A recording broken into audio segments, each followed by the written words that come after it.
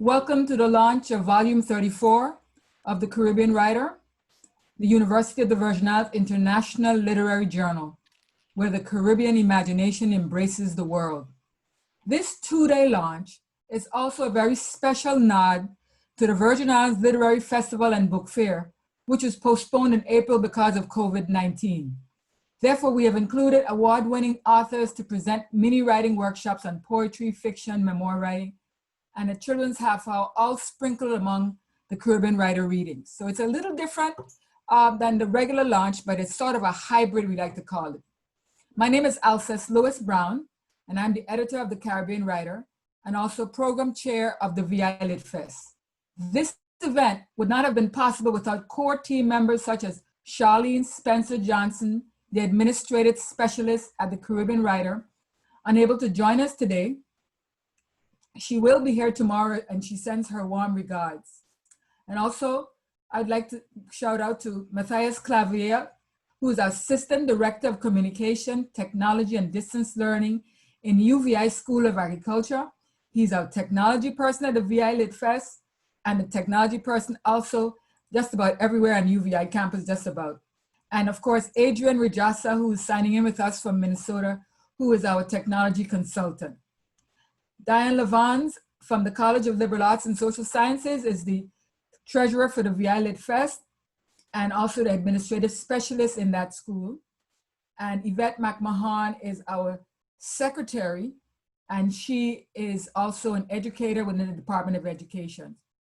We also have some stalwarts that we can't ignore. We have Dr. Simon Jones Hendrickson is not able to join us today. He's still recuperating, but he sends his regard. He's our president, and I'm the vice president.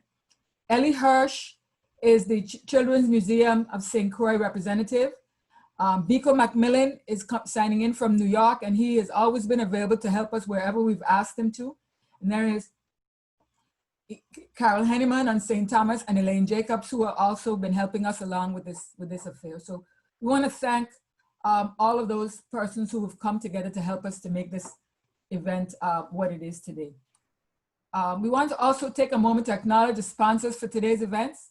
The sponsors include the St. Croix Foundation, the Virgin Islands Lottery, the Virgin Islands Department of Tourism, and the St. Croix Avis. And by the way, they have upgraded their price from $400 to $600 per year. So that is a regional prize. We're looking forward to awarding that to a deserving person. We are joining other festivals and publishing organizations across the diaspora and within the region who have also embraced the use of a virtual modality to reach across literary miles to engage our people's intellect and imagination. Congratulations to Lassana Sekou at House of Nihisi in St. Martin for his introduction of a Caribbean Literature Day on July 12th. Also, happy belated birthday to one of the region's literary giants and a founding board member for the Caribbean Writer, Mr. Earl Lovelace. Today's participants come from across the diaspora. As you know, we just introduced ourselves in the preliminary session, but we have people also who are coming in from Australia, Norway, the wider Caribbean, the UK. We have Dominica and UK in the house. We have St. Lucia, and we have just about a number of states represented here. And of course, the British Virgin Islands, the closest island we have besides Anguilla and I believe we have St. Martin. And of course, we have our Virgin Islander who lives in Switzerland. And she has joined us. And welcome, Ms. Maart. She's been writing for the Caribbean Writer for at least 30 years. Each journal is published under a theme. The theme for volume 34 is Dignity, Power, and Place in the Caribbean Space. However, I'd like to make a little explanation here. The theme for this event is actually the theme for our upcoming volume 35, scheduled to be published in 2021. The theme is Diasporic Rhythms, Interrogating the Past, Reimagining the Future. We felt it was appropriate to incorporate this theme because of the way the world has suddenly shifted following the pandemic, the Black Lives Matter movement, the murder of George Floyd, and the ongoing interrogation of our own histories, our relationships, our institutions, our monuments, our geographical connections, and as we are forced onto a path where we must envision opportunities that come with our new realities. As the world continues to change, we must reimagine what our future should be or will be. And this is what we do in the stories that we write and tell, the poems we write, the essays we write, and the books we read. So our featured speakers are exemplars of how the dynamics of social commentary, history, scholarship, culture, and the imagination can be used to nurture our literary sense, our literary and intellectual sense, that is. If we lose the intellectual life of our communities, we'll lose an important part of who we are as human beings. Because the Caribbean Writer recognizes this, over the past 34 years, the Caribbean Writer has awarded over $200,000 worth of prizes to new and emerging writers across the diaspora. So also under diasporic rhythms, interrogating the past and imagining the future, we're currently accepting submissions for volume 35, also dedicated to Edward Kamau Brathwaite, one of our founding board members who passed away earlier this year. And at this time, I'd like to have our provost, Dr. McKay, who will bring greetings on behalf of President David Hall. Hello, I'm Camille McKay, Provost and Vice President of the University of the Virgin Islands. And I want to welcome you not just on behalf of myself, but also on behalf of President Hall, who was unable to bring you remarks today. Welcome to the Caribbean Writers event. Diasporic Rhythms, Interrogating the Past, Reimagining the Future. As I reflect on this year's theme in the midst of the double pandemic that we are facing, COVID-19, and pulling the mask off the racism that has so shaped the Black and Brown experiences in this country, there are many thoughts that occur to me. First, that your theme is timely. Interrogating the past. This is reflected in our questioning of those symbols of our nation. We celebrate that which we admire. Thus, what do our symbols tell us about our nation and what we admire? How can we understand today's issues if we do not admit that we could not be here without the past? If we are unable to understand the past, then we will not be able to chart our future, a future that is based on honesty and mutual respect. And what future can we imagine? When we question, what if? Then we, in fact, reimagine the future. What if? Our times also dictate that we leave our imaginations open for the unimaginable. Who would have thought that we would be doing everything virtual in 2020? We have to imagine, reimagine, and be willing to let go of any assumptions that we have.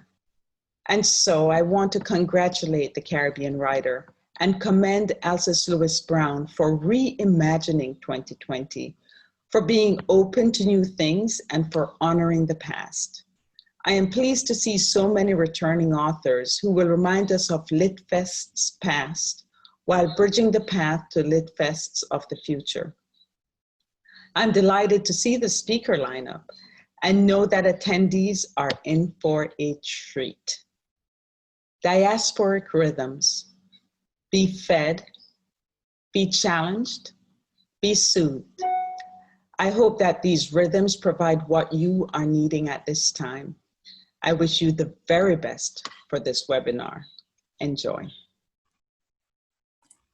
And this time I'd like to ask the Department of Tourism representative who will speak on behalf of Commissioner Joe Bushelty, bring us greetings for a few minutes. Good afternoon, everyone. This is Alani Henneman Todman, Assistant Commissioner at the Department of Tourism. On behalf of Commissioner Joseph Bushelty, I'd like to welcome everyone to this wonderful event. The Caribbean Writer is one of the cultural, iconic events that the department sponsors year to year, and we look forward to engaging them. You know, as we speak of the times and the place that we're in this incredible time when a global pandemic has changed the way we live and who we are as a people, it is the strength and the resiliency of the people of the Caribbean that just keep moving us forward, that keep pushing the boundaries to make us a stronger people.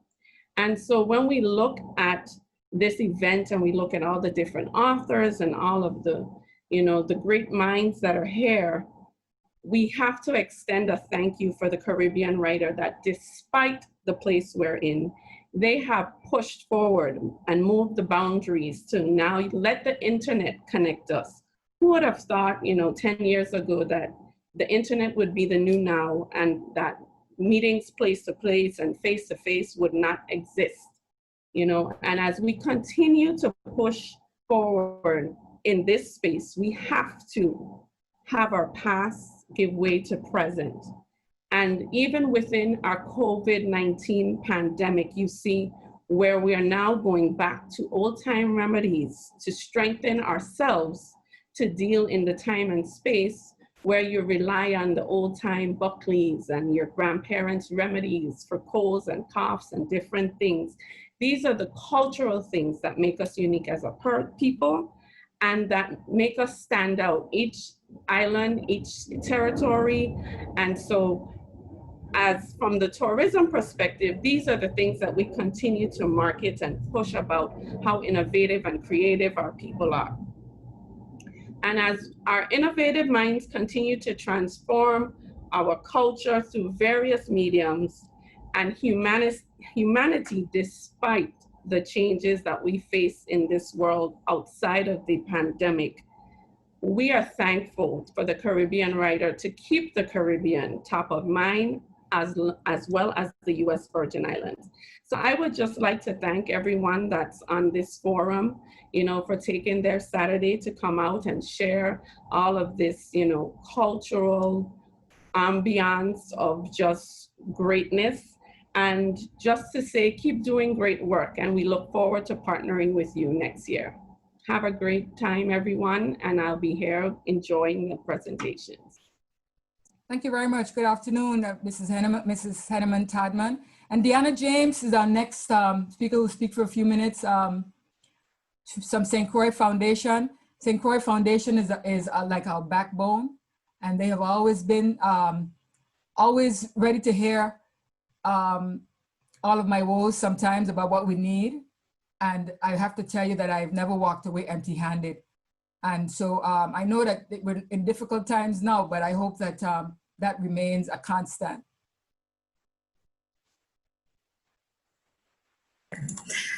Good afternoon. I was going to say good morning. Good afternoon, everyone. To all the invited guests, our guest authors and participants, on behalf of the board and staff of St. Croix Foundation, thank you for joining us today. To Alscess and your small but dedicated team, thank you for your perseverance and passion. VI Lit Fest, the umbrella project for today's event, represents so much of what St. Croix Foundation's founders valued and held sacred when they launched our organization almost 30 years ago. In the wake of Hurricane Hugo, when so much of our island's physical infrastructure was decimated, they were convicted in their commitment to supporting smaller nonprofits as a crucial component of St. Croix's recovery. Today, our fiscal sponsorship services represent one of the most distinctive characteristics of the foundation. Through the prioritization of civil society and social impact organizations, St. Croix Foundation has been afforded exponential reach in our community, serving as a preeminent fiscal sponsor in the Virgin Islands for over 250 nonprofits and community-based projects over the past 30 years. Our sponsored projects, like VI Lit Fest, represent truly holistic and mutually beneficial partnerships, allowing us to plant our roots deep in the earth in linkage with our local nonprofits and enabling us to spend most of our days with our fingers on the pulse of our community. This partnership also enables small projects to build the capacity they need to grow and to grow strong. But the VI Lit Fest is a particularly special project to me on a very personal note. As a student of the arts, I am innately aware of the power of storytelling. In addition to having danced ballet for over 15 years of my early life, I was most profoundly impacted by the literary arts. I was also blessed with a mother who was an avid reader and who instilled in me a love of literature. I still have on my bookshelf my very first Read Just for Fun book, my all-time favorite childhood story about a bird, which shaped me in profound ways at the tender age of 18. Jonathan Livingston Seagull taught me to be a reader, He taught me to be a dreamer, and most of all, allowed me to be an unapologetic nonconformist. My entire constitution was molded and fixed because of a deep bond I made with a seagull. I went on to major in English literature in college and fought my advisors hard to ensure that my curriculum was well-rounded, insisting that surely old white men weren't the only authors of the English language literature. In the last semester of my sophomore year, I was finally placed in a course I still remember well today, Literary World of People of Color, where I was first introduced to the likes of Jamaica Kincaid and Chinua Achebe. That class, once again, had such an impact on my life and my consciousness that I still have every single book and anthology that I read that one semester on my bookshelves decades later. I believe that everything in my soul teaches me that storytelling holds increasingly untapped power in communities like ours, power that has the potential to heal and to advance societies. That belief was affirmed last year at a philanthropic convening in Kingston, my first trip to Jamaica, where I participated in a roundtable discussion at Strawberry Hill and listened to a presentation made by a new colleague from the Lasco Chin Corporate Foundation, who provided data points that identified the Caribbean Basin as the single most murderous region on the planet. That discussion would become the conception of a newly formed Caribbean Philanthropic Alliance. But on that day in Jamaica, that data point was shocking to my consciousness, and I spent some quiet time sitting with it and reflecting on the millions of dollars of investments St. Croix Foundation has made around niche programs, around public safety, around economic development, and education reform. And I had one of the most profound epiphanies I've had in my 17 years in philanthropy. I deduced that all of the investments we've made collectively in our well-intended field of philanthropy have not put a dent in this increasingly urgent crisis around violence. I know that our children are not born violent, and I know that our culture does not celebrate violence. The message that jumped out to me was in the form of an African proverb, which I actually recently learned is not an African proverb, but that a child that is not embraced by a village will burn it down to feel its warmth. That data point also led me to the conclusion that the challenges we are facing as a community and as a country are not, in fact, rooted in too little storytelling. As a people, we have actually recorded a lot of our story. The challenge is around insufficient social excavation and interrogation of those stories, around our collective failure to power those stories in order to elevate our people. Ultimately, we have not yet effectively and intentionally led our children to their Jonathan Livingston Seagull. That's a huge part of the work ahead. That's a challenge for all of us, to activate our rich, full literary reservoirs, to educate, to heal, and to advance. On behalf of all of us at St. Croix Foundation, I thank you, Alscess, for doing your part. St. Croix Foundation remains steadfast in our commitment to doing ours. Thank you very much. Let me take this opportunity to congratulate, acknowledge, and welcome our board members, our editorial board members, those who sat on volume 34 in the refereed process include Dr. Patricia Pierre, who is an English professor at the University of the Virgin Islands. She's a long-standing member of the editorial board. She's a poet and author as well. Dr. Vincent Cooper, also an English professor at the University of the Virgin Islands. He is also a long-standing member of the Caribbean Writer Editorial Board and has now been advanced to the Editorial Advisory Board. And Dr. Lamarche Roop-Noreen, who is an author and professor at Jackson State University in Mississippi.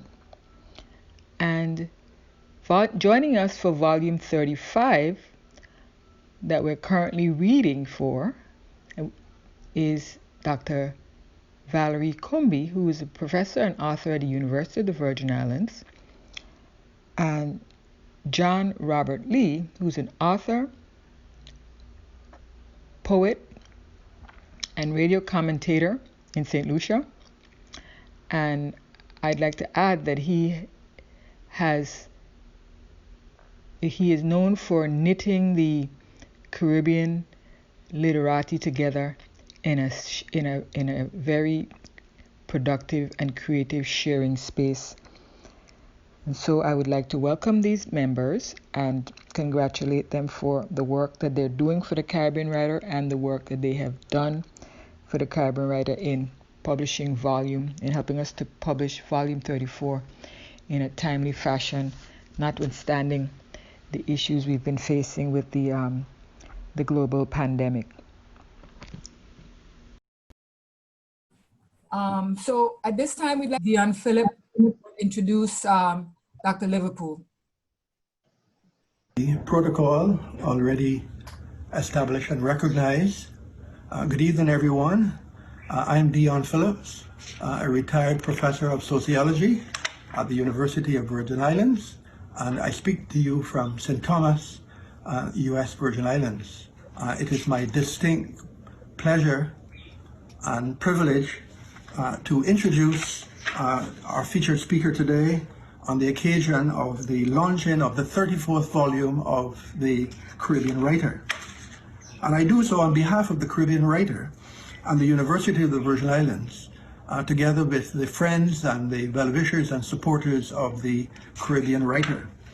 It is my understanding that the Caribbean Writer, an organ of the University of the Virgin Islands, is now in its 34th year of publication, commendable indeed. In respect of our keynote speaker here today, it would be quite unnecessary for me to regale you with all the details of the accolades with which he's associated. And Dr. Liverpool is a modest man. I know him to be a modest man and does not fancy or heaping him with praise. That being said, it would be remiss of me if I did not tell you that we are fortunate to have as our speaker one of the world's greatest Calypsonians, a Kaiso man who has won the monarch title on 9 different times, surpassing the record that was held by the mighty Sparrow. But our speaker is not a mere Calypsonian. He is in his own right a multifaceted and multi-talented figure, and I and others of us at the university have had the good pleasure of knowing him as a colleague during his stint at the University of the Virgin Islands, where he left us behind a sterling record as a teacher. We miss him dearly. To the best of my knowledge, our speaker is currently a resident professor at the University of Trinidad and Tobago in his native land. But Dr. Liverpool is not a mere Calypsonian and teacher or professor. He has also blazed the trail as an author, having published a number of books, including Rituals of Power and Rebellion in Trinidad and Tobago in the year 2001. In all of this, what is overarching and the true measure of the man is his role as a tireless advocate of Caribbean culture, the arts, the social sciences, and their role in Caribbean identity formation. And so as participants at this year's journal launching, we eagerly await Dr. Liverpool's adumbration and unraveling of some of the aspects of the diasporic rhythms as we together interrogate the past and re-image the future in his own inimitable style. We can expect that Dr. Liverpool's thought-provoking and erudite presentation will invoke introspection, as has the Black Lives Matter movement so aptly done around the world, and that he will likely solicit our participation as exponents and exemplars in the ethos of the 21st century nationhood, a re-imaging of Caribbean identity.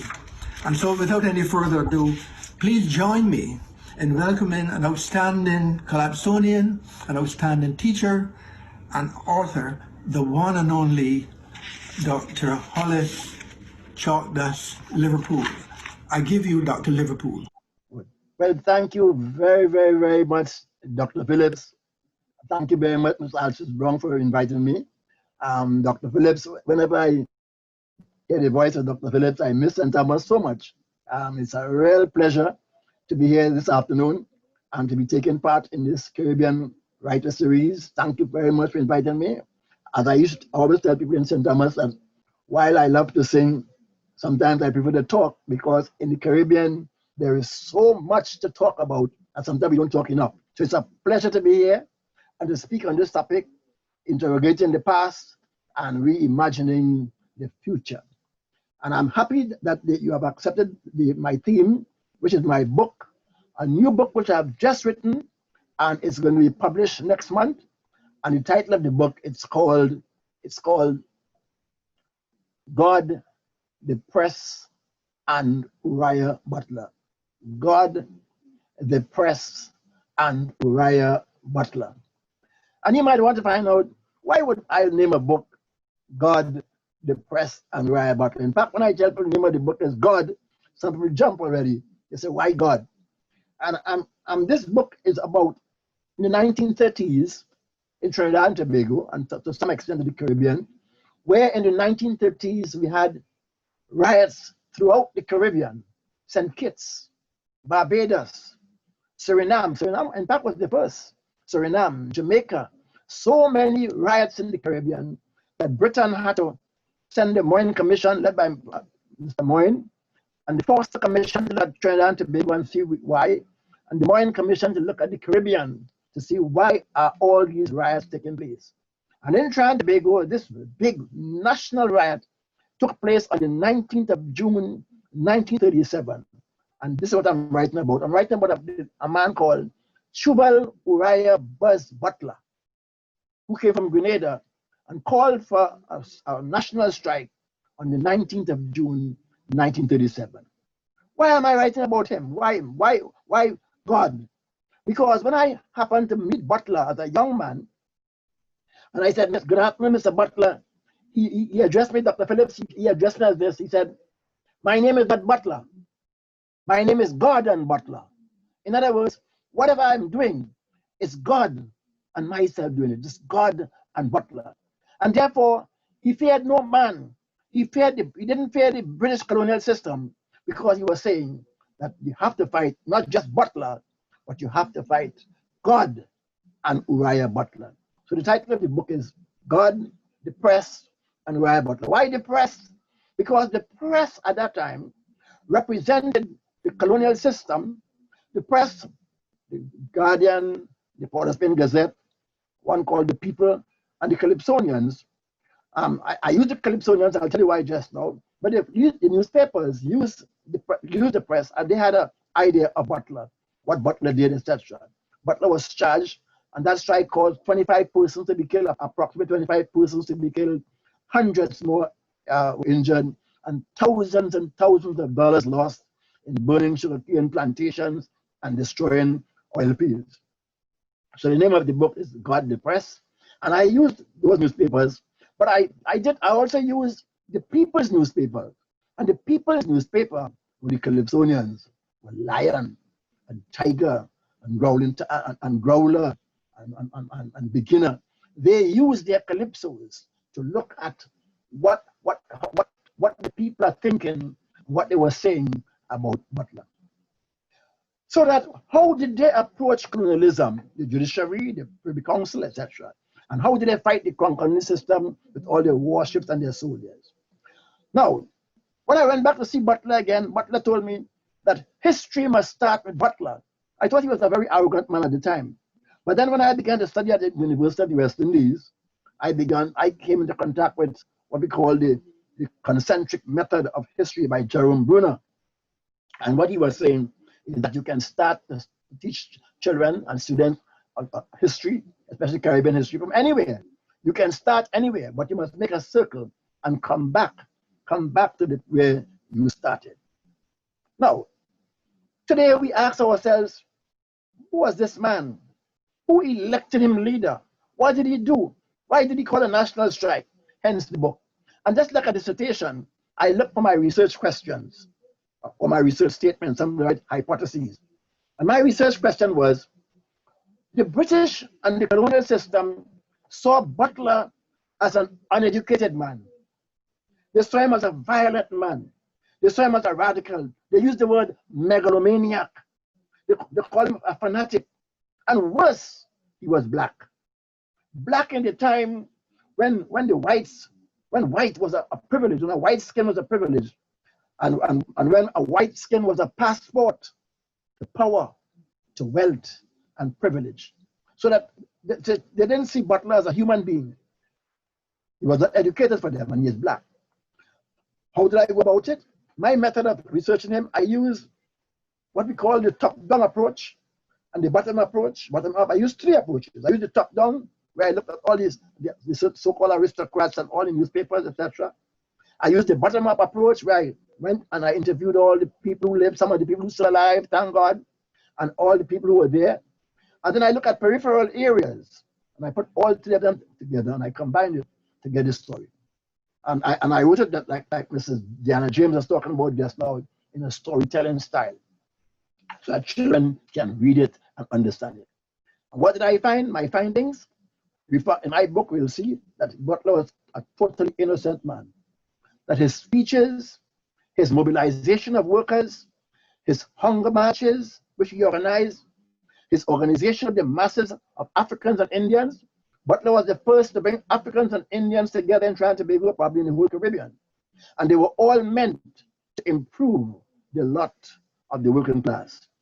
And in fact, the working class was suffering to the extent that even after the strike, they decided to give them a pay rise.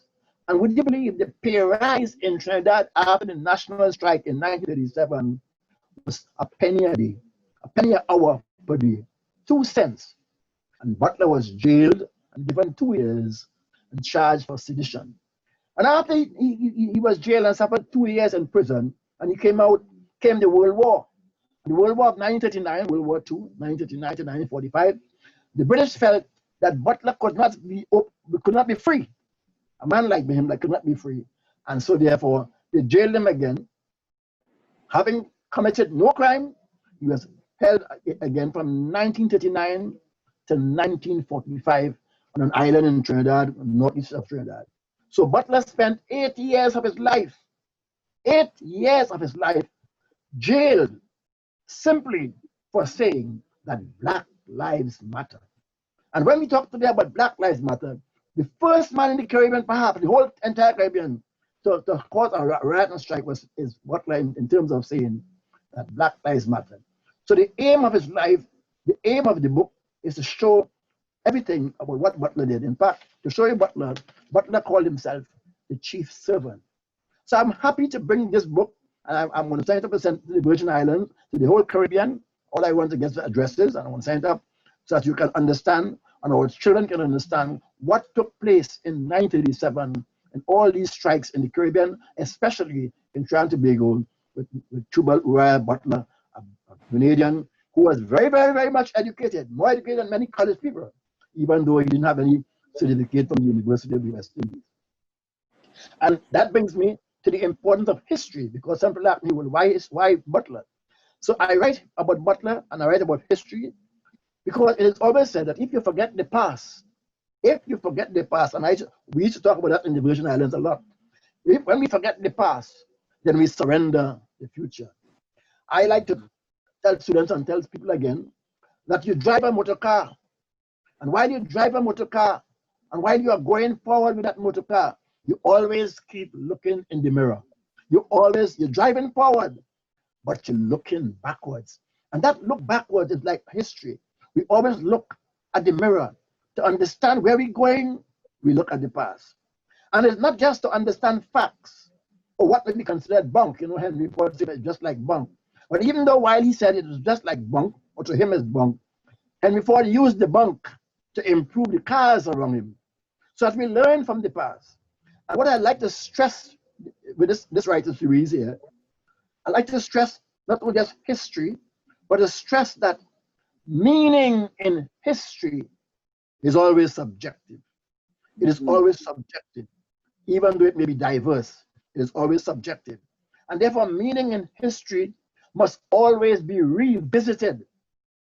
In other words, it must be revisited to understand the meaning of it. So like in the Virgin Islands, we have to revisit Cyril King and all the persons who have contributed to the history of the Virgin Islands and in the Caribbean.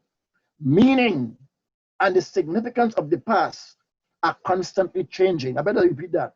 Meaning of history and the significance of the past are constantly changing. They are cumulative and they are progressive. And so we have to use all our methods, all our resources to bring back that meaning for our students. Students must reconstruct and they must posit their past in the proper historical context. And so we have to write. We who are academics and we who have done research have to do more research, and we have to write. So it's a pleasure talking to you this afternoon.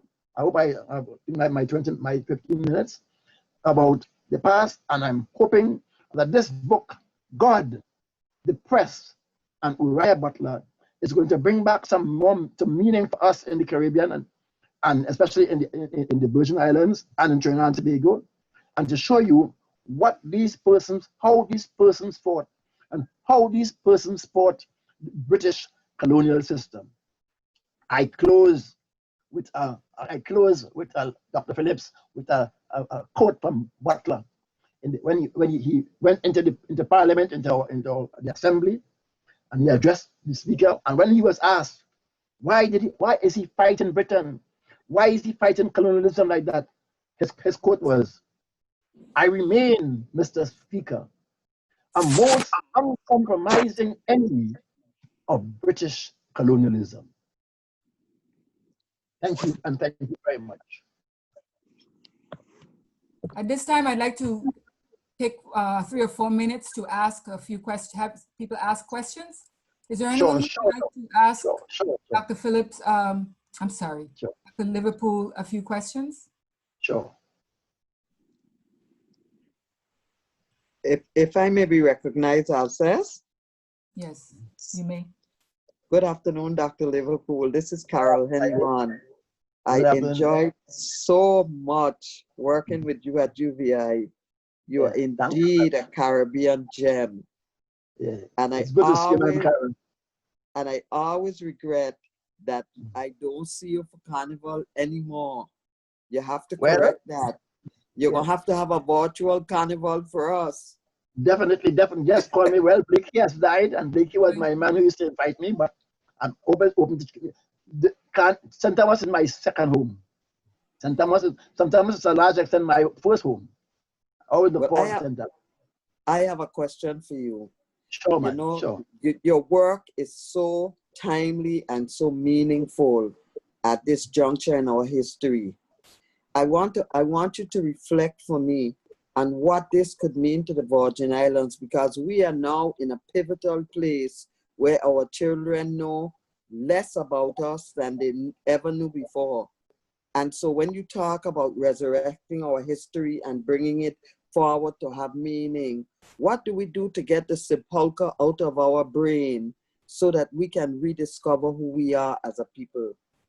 Thanks a lot. I saw you starting just now when Ms. Deanna Jim was writing. She wrote that she was saying that most of us in the Caribbean think that writing comes from white people, and that our African people didn't write. And our African people have done so much, so that we have to bring stories like this and history like this to show the students in the Virgin Islands what these people have paved the way for us. For example, Butler was motivated to a large extent by Marcus Garvey. Butler read the works of Marcus Garvey. And by reading the works of Marcus Garvey, even though he didn't go to college, but that ignited the flame in him. So we have to see in the Virgin Islands that we are one Caribbean. And I used to stress that in my calypsos when I was in the when I sang there, that we have to make Virgin Islanders know that what is happening in Trinidad affects the Virgin Islands, and what happened in the Virgin Islands affects Trinidad, and that all of us come there and we only reach there by a different boat. And so the boat that reached in St. Thomas, another boat took some to Antigua, another took some to Dominica, etc. And it's only by a boat we are different. We are all linked by that trip from across from Africa to the Caribbean. And I used to stress that it's okay. Mama King took a different boat. Okay, thank you very much. Dr. Liverpool. Pleasure. Could allow maybe one more question? I have a Yeah, question. Mr. Ryan. Okay, two, okay. Who's that? Who wants to speak? Who is that? Tim, Oh, Tim, okay. thank you. And Chalkdust, one of my Pleasure, longtime pleasure, Dr. favorites. Pleasure. And I saw you at UVI when I was attending many Sure, years. sure. Now, my question is kind of similar, but it's kind of different too. Who do we write to anymore? Because I have children and I don't think they read, at least they don't read books. So I want to write, and there are stories, and I agree with you, the stories have to be told. How do we get the children to read? But I had that problem also, because when I went to publishers, especially outside, nobody publishing my books. I went to the UE. UE used to have a press at one time, and the headquarters are in Jamaica now. And I found out for a long time that many people, those press people who are press, they don't write. And when you go out in the States, they don't know about the person, they don't know the Caribbean, so they don't have that whim to publish a book. So I took upon myself, Dr. Phillips will tell you, for the last 20 years, I've been publishing my books for myself. How do I do it? I don't ask anybody for any help. I just tell them, I tell all the firms and all the companies, this is my trick I use. I said, don't give me any money. I don't want any help from you. Buy 2 books. Buy 5 books. You're a bigger company, buy 5. A small company, buy 2 books. Buy 2 books to whom? For your employees and for your employees' children. And I embarrass them. And by doing so, I'm getting all the companies and trying to be good. All the companies where I pass, take 2 books for your employees. So I use the employees. If you ask the employee to give $20, don't give $20, but they'll buy 2 books. So I use them because we don't have publishers in the Caribbean. You have except the UE and the public company. How do you get the children to read? The children don't buy textbooks anymore. My children laugh at me when I tell them I buy textbooks. They laugh at me. They say, no, but I don't buy textbooks anymore. Yeah, because of that's why you need teachers, eh? And you don't need just teachers in classroom. You need a different kind of teacher. You need teachers to motivate children and to give them stories. You need teachers to show them how that touching the internet doesn't provide all the answers. And teachers have to make children read by using the books, etc., as part of their courses and their evaluation, when your evaluation exercises.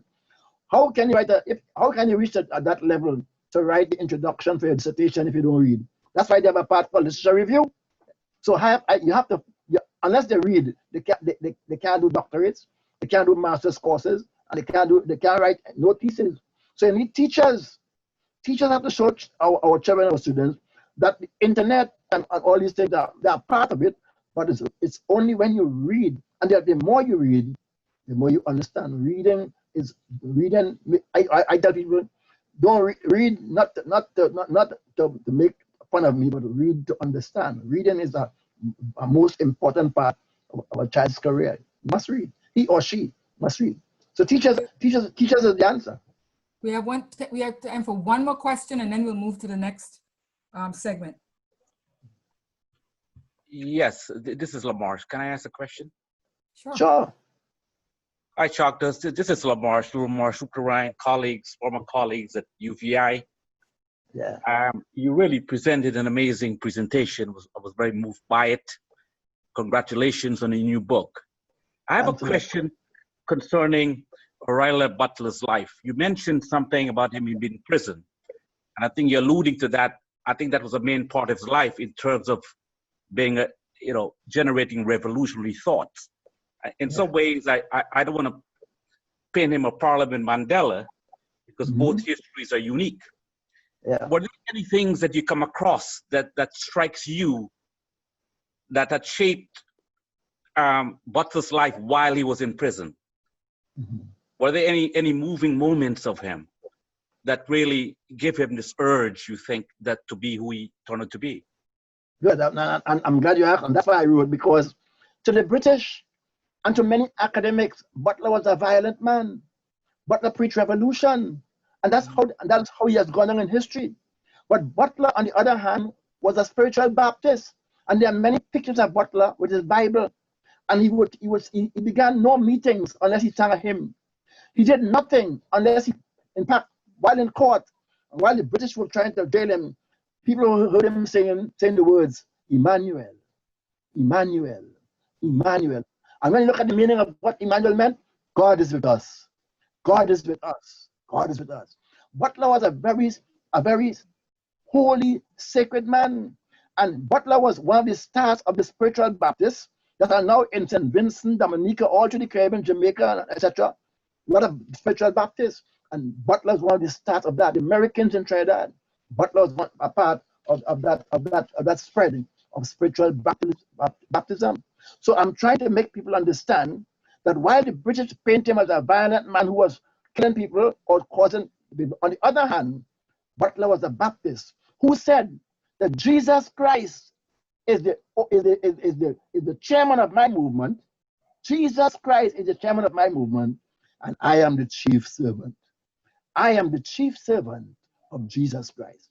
So for many priests, Catholic priests, don't even see Butler as a Christian. And I'm trying in the book to show people that Butler was a Christian. And secondly, Butler preached not to Africans alone. Butler called strike of Indians. Butler was the first man to unite Africans and Indians. And Butler was the first man in Trinidad and Tobago, and indeed perhaps in the entire Caribbean, that started Emancipation Day. So I'm trying for the people to see, how do we get that and how do we get that? Children have to read, teachers have to read. And if the book doesn't reach the teachers, it can't reach the children. If the thought and content don't reach the teachers, it can't reach the children, Dr. Ruth Narayan. So we have to have teachers who must be interested and then pass on that culture to our students. Well said. Thank you very much.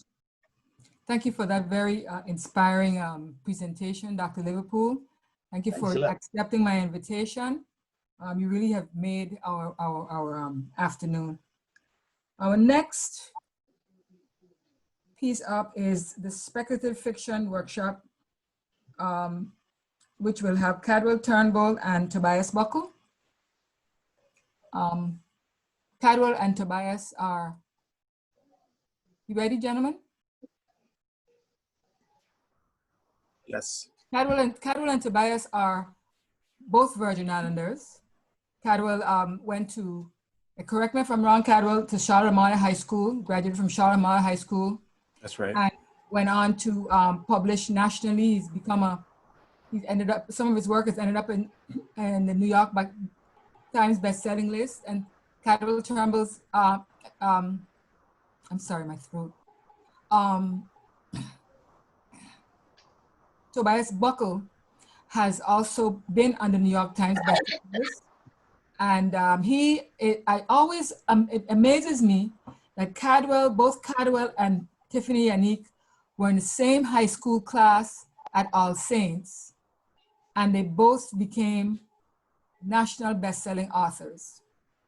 And I always wonder about what it is that makes, I asked Cadwell, I know I've always asked Cadwell that, what is it, how did you become so immersed in writing so that you get to the point where you are sought after on a national level?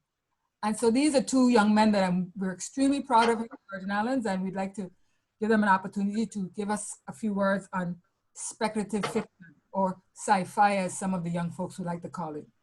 So that's their genre.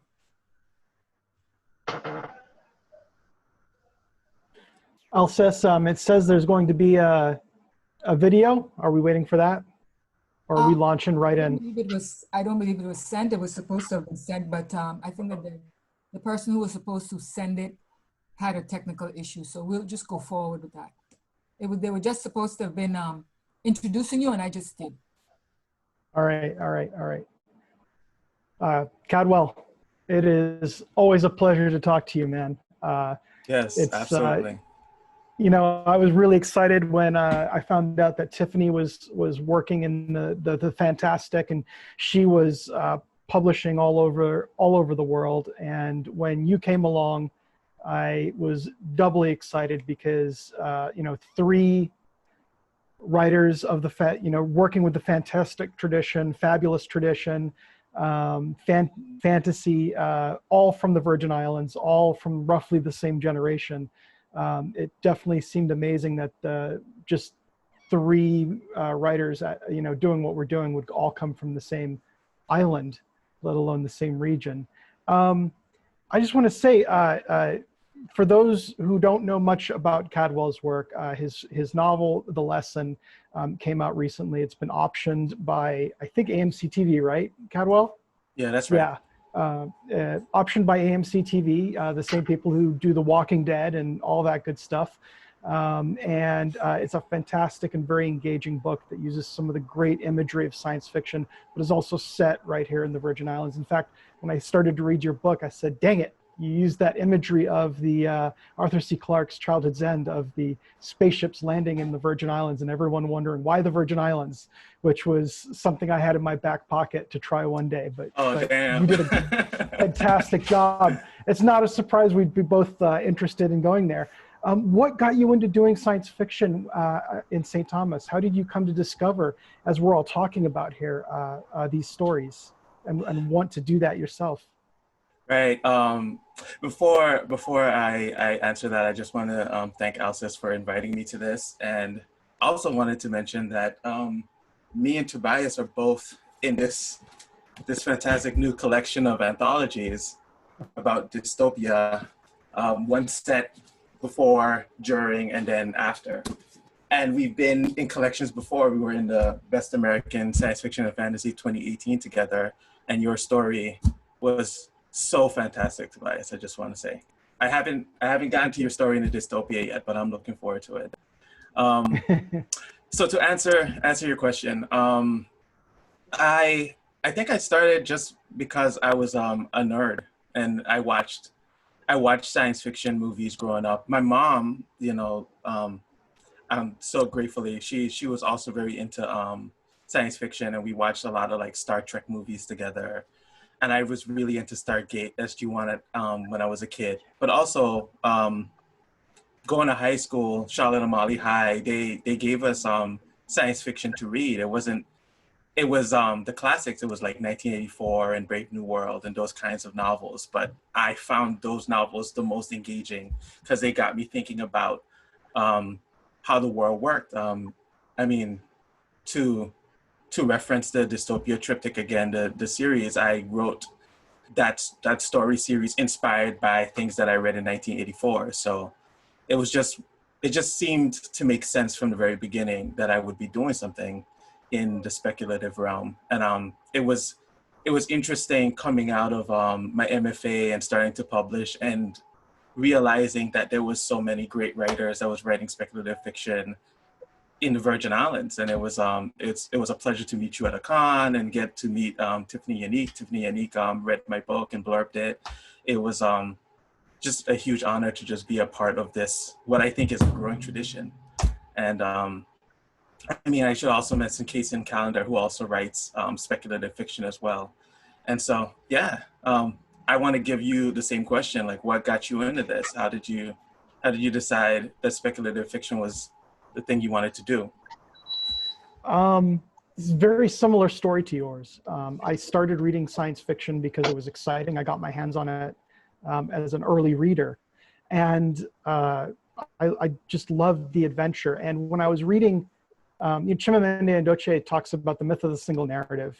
And obviously I passed for white, but I come from a mixed family.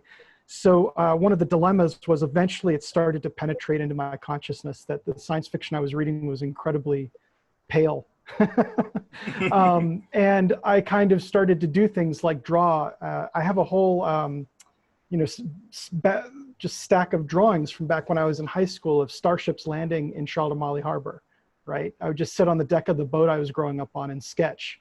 And I'd always do these like, cruise ship looking alien starships landing and doing stuff. And, but in my own fiction, because I wanted to be a science fiction writer so badly, because I wanted to live with story. Paul Keynes Douglas will be talking tomorrow. I grew up listening to Paul Keynes Douglas on the radio, right? I would tune in every time. He was the first person, the first human being I was aware of that made a living, as far as I could tell as a child, made a life out of story, right? I knew I wanted that for myself, and I wanted it to be science fiction. So I threw myself at that. And somewhere in high school and part of the way in college, when I started to read history more and sort of, get a little more radicalized, so to speak, I started to kind of grapple with the fact that what I was writing was not my experience of the world. And so I started to begin to slowly put in stuff, and I felt like I was a horrible, horrible person for not realizing that I could look to my background for my fiction until I saw that, speech by Chimamanda, and I went, oh, it's not just me. Oh, awesome. Yeah, it took me a while to start writing about the Virgin Islands too in my own fiction. It just, for a long time, it just didn't occur to me. I was reading a lot of work. One of my favorite writers is Ursula Le Guin, and it's fantastic work, but not set in the Virgin Islands. So I had a background assumption in my mind that I couldn't write about the VI and have it be speculative fiction. But once that broke open for me, it was like huge. And now everything's influenced from the Virgin Islands. Even when I'm not writing about the Virgin Islands, something is influenced by it. And so, yeah. So the whole reason I wrote the story that was in the Best American Science Fiction anthology that we were Table of Contents buddies in is that I was attending at my very first VI Lit Fest a presentation by a fellow Grenadian. I was born in Grenada.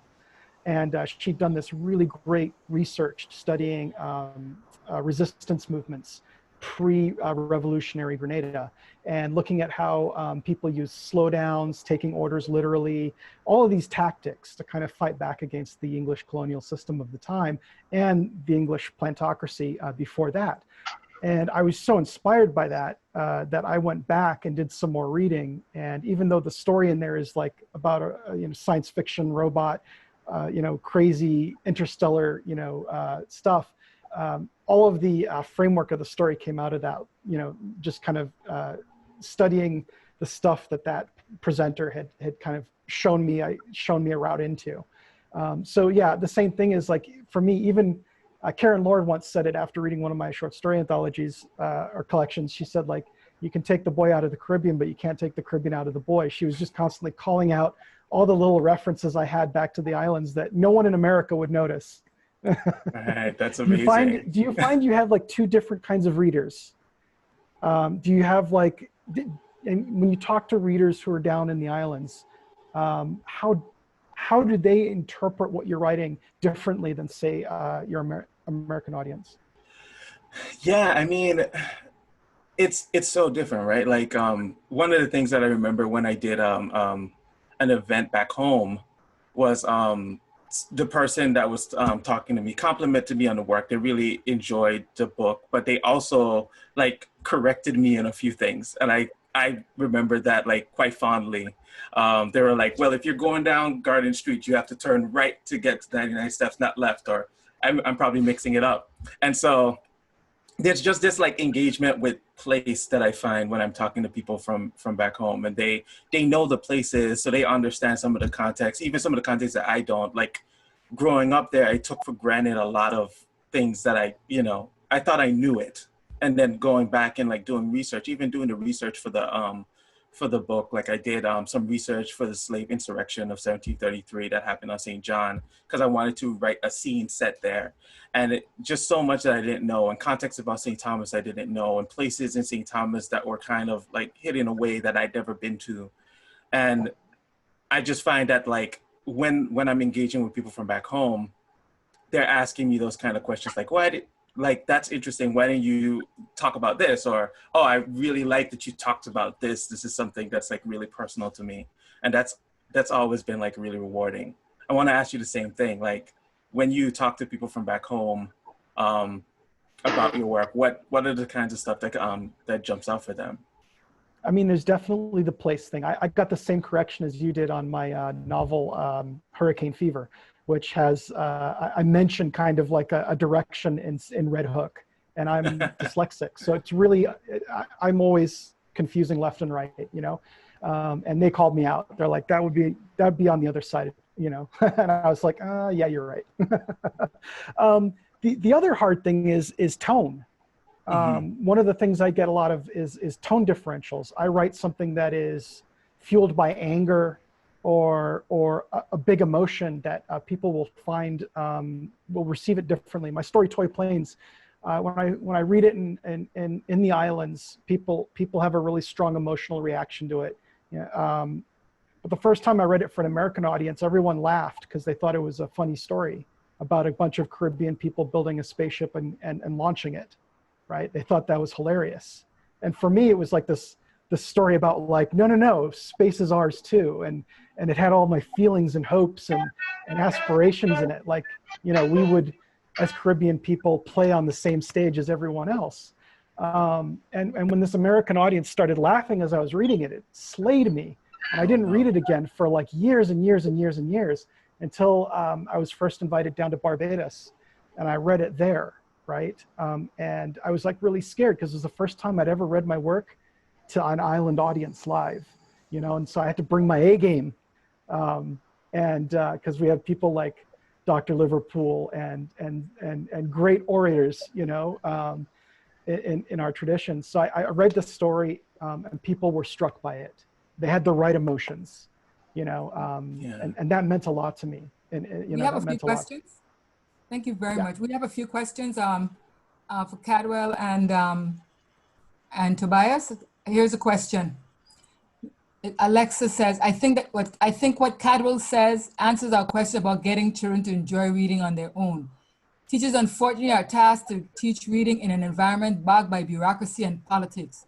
Students who have no interest in reading then learn to associate reading with work. Having adults in their lives like parents read for entertainment shows a child that reading can be enjoyable. They mimic the people they love. We need to perhaps consider how to get more adults to read rather than put the entire weight on the shoulders of our youth.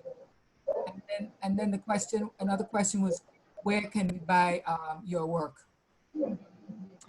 So I have a really strong reaction to that, what that person said, which is to say, yes, absolutely. I talk about this thing that happens. I'm an English major. I love literature, but there's this thing that happens sometimes when we teach, which is that we approach literature like cod liver oil. It's good for you. You should have it, right? And for a child, that doesn't feel good. And the reason I fell into loving literature and particularly science fiction was because I read a lot of trash. Like people are always really concerned about kids reading trash. I read all the Star Trek novels. I don't want to call them trash. I'll probably get angry letters from the people who wrote them. But I mean, you read all kinds of things, and you never know what a kid's gonna latch onto. I have two young daughters, and you know, as a science fiction writer, Dad wants them to read science fiction desperately. And I had to be careful to not push it on them, right? Because they weren't interested for a long time. But we just left books around constantly, took them to libraries constantly. And if they didn't like a book, it'd be like, okay, don't read it. Don't read it. Don't feel forced to read it. And finally, a year ago, they found a book, the book. There's always one book. There's always the book that suddenly opens up the fact that reading is this whole world. And for them, it was a series of dragon adventure books by a middle grade author. And they've read 14 of them. They just like blew through them. And it's all they talk about. It's all they're obsessed with. And they're starting to read other books now, right? Like they've gone over the edge. And so that is like, I think you got to find what the kid loves. And we got to introduce them to lots and lots and lots and lots of books and tell them it's okay. It's okay to give up on books. It's okay to like focus in on stuff that you like. And then when they get older and better, then you can give them cod liver oil and say, well, you know, there are books you like, and then there are books you have to read because you're in school. Right. Yeah, I just want to reiterate that. Yeah, it took me way too long to read for fun, and once I started doing it, it was like, it was huge for me. And so yeah, that's the thing that Tobias is right on by saying that you need to like give your kids things that are fun to read and that they'll develop the taste. It's not even like you need to force them to read harder books. They will read harder books as they go along because they'll be interested in deeper questions. And so those things that might seem like cod liver oil will become the things that they need to nourish their soul. I noticed that Mr. John Lee had a question, and it's a little long. I'm just wondering if he could unmute his mic and ask the question.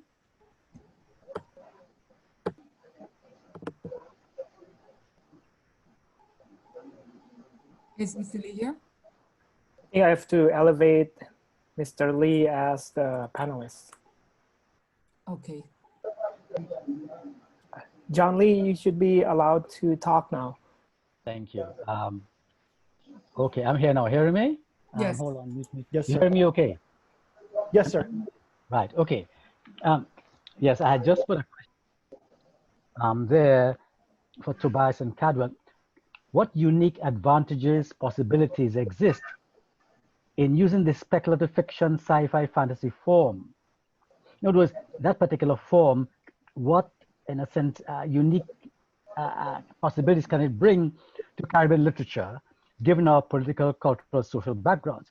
And I'm thinking of the achievements of Nalo Hopkinson, who has taken Caribbean folk tales and made speculative fiction, sci-fi with it, maybe Karen Lord also. So I'm just curious to know how you see, what interests you so much in this speculative fiction form? I know C.S. Lewis said he used that form because that best suited what you wanted to say. That's my question. You heard me okay? Yes, sir. Okay, wonderful. Thank you, John. No problem, man. You want to answer first, Tobias, or should No, I you jump go, in? Cadwell. Okay, yeah. So, okay, I'll talk a little bit about, The Lesson, which is my debut novel that came out last year. I knew I wanted to talk about one thing, for example, colonialism, and I thought that using first contact alien invasion novel, like using that trope, I could talk about colonialism in a way that's fresh and that's applicable to people within the Virgin Islands and also people outside of the Virgin Islands, the Caribbean. And so I just, it just one of those things that made sense thinking about that theme. I also wrote for the Best American Science Fiction and Fantasy, the same one that I was in with Tobias Buckell. I wrote about a Sukuyant, which is, well, you all probably know what that is. It's like a, the way that I describe it is like a Caribbean vampire-like creature. And so I wrote about that because it was one of the stories that I heard growing up, and it, stuck with me, and it was such a strong impact. It had such a strong impact on me that I wanted to tell that story in as a genre story. And it was one of those things that just kind of like, it was a light bulb. Once I started writing that first page, it just all came out. So yeah, I just feel like there's this unique role that speculative fiction does for like the global imagination. I think that for the Caribbean, it also has that role, and the Caribbean is very unique. And one thing I was thinking about before this conversation was like thinking about the Caribbean and its relationship to power and empire. There's a great like connection you can make to universe empires or galactic empires. There's just this easy one-to-one that just makes sense. And so there's just a lot of ways that Caribbean and speculative just make complete sense. So many of the science fiction narratives are about dealing with empire, and they always they don't there's a different viewpoint that you can have if you're coming from the islands than America, which is empire.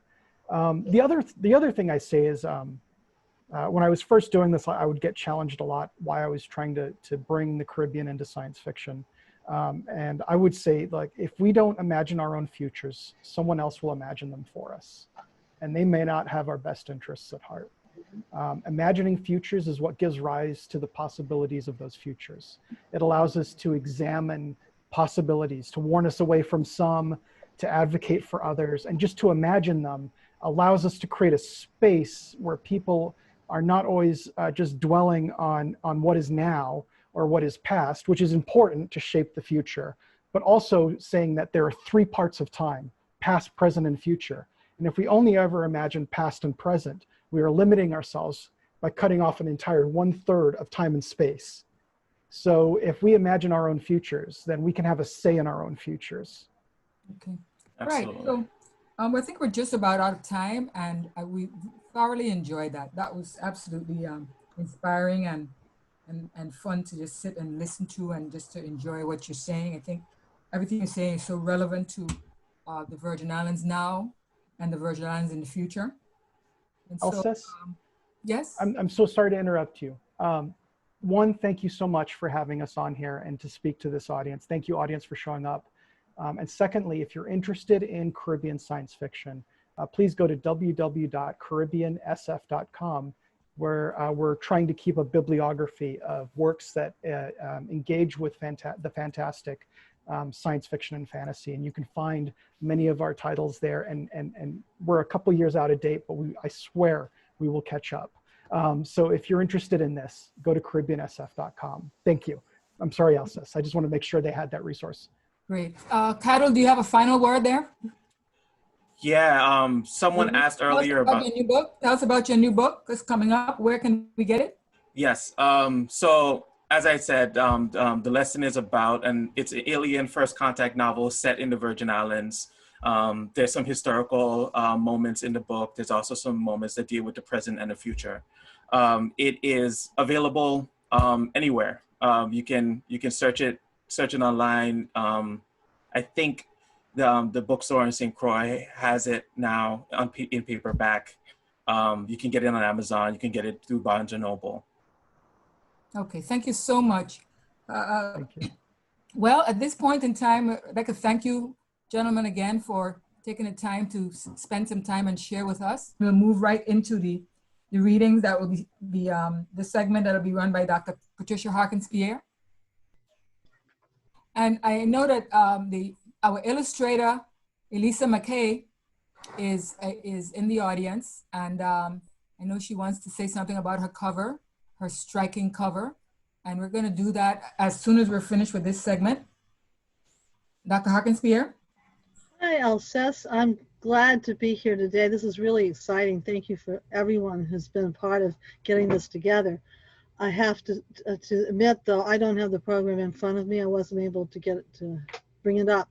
But I am here, and I'm glad to share a couple of poems. I'm glad that other people also be reading, but you're going to have to help me out. Sorry about that. Okay, you have. I think you might only be able to do one poem. That's fine. And then we have. Then the SD Brown is in your feed, and Natalie, Corthesy, and Celia Sorhaindo, and they're going to be coming right one behind the other. I'm behind. Running a little bit behind time. Okay, one poem is fine. Then I'll just choose the one I'm proud that won a prize when it was published in Caribbean Writer, and it's called The Wings of Moths and Hummingbirds. So won the Humanities Prize in 2007, and it's a sonnet. So for those of you who love sonnets, here we go. The wings of moths and hummingbirds invade my dreams. Their feathers stroke me, soft as suede. Awake, I watch for dawn, imagine love. The wings of dragonflies and brooding doves, of herons pure as light and parrots bright as day that rise to greet the sun. The sight of sugar birds with butter breasts, the sound of thrushies bold but liquid voiced. I found illuminate my heart, inform my words all day. I look for terns and gulls, those birds whose wings cut sharp across the sky, who dive with pelicans through salt-rich sea. I thrive when hawks with fierce brown gaze and soft gray breasts lift up their wings to ride blue wind. I'm blessed. So thank you. And now let me make way for some other excellent writers in the Caribbean so we can hear their work as well. Okay, the next individual that's up is SD Brown.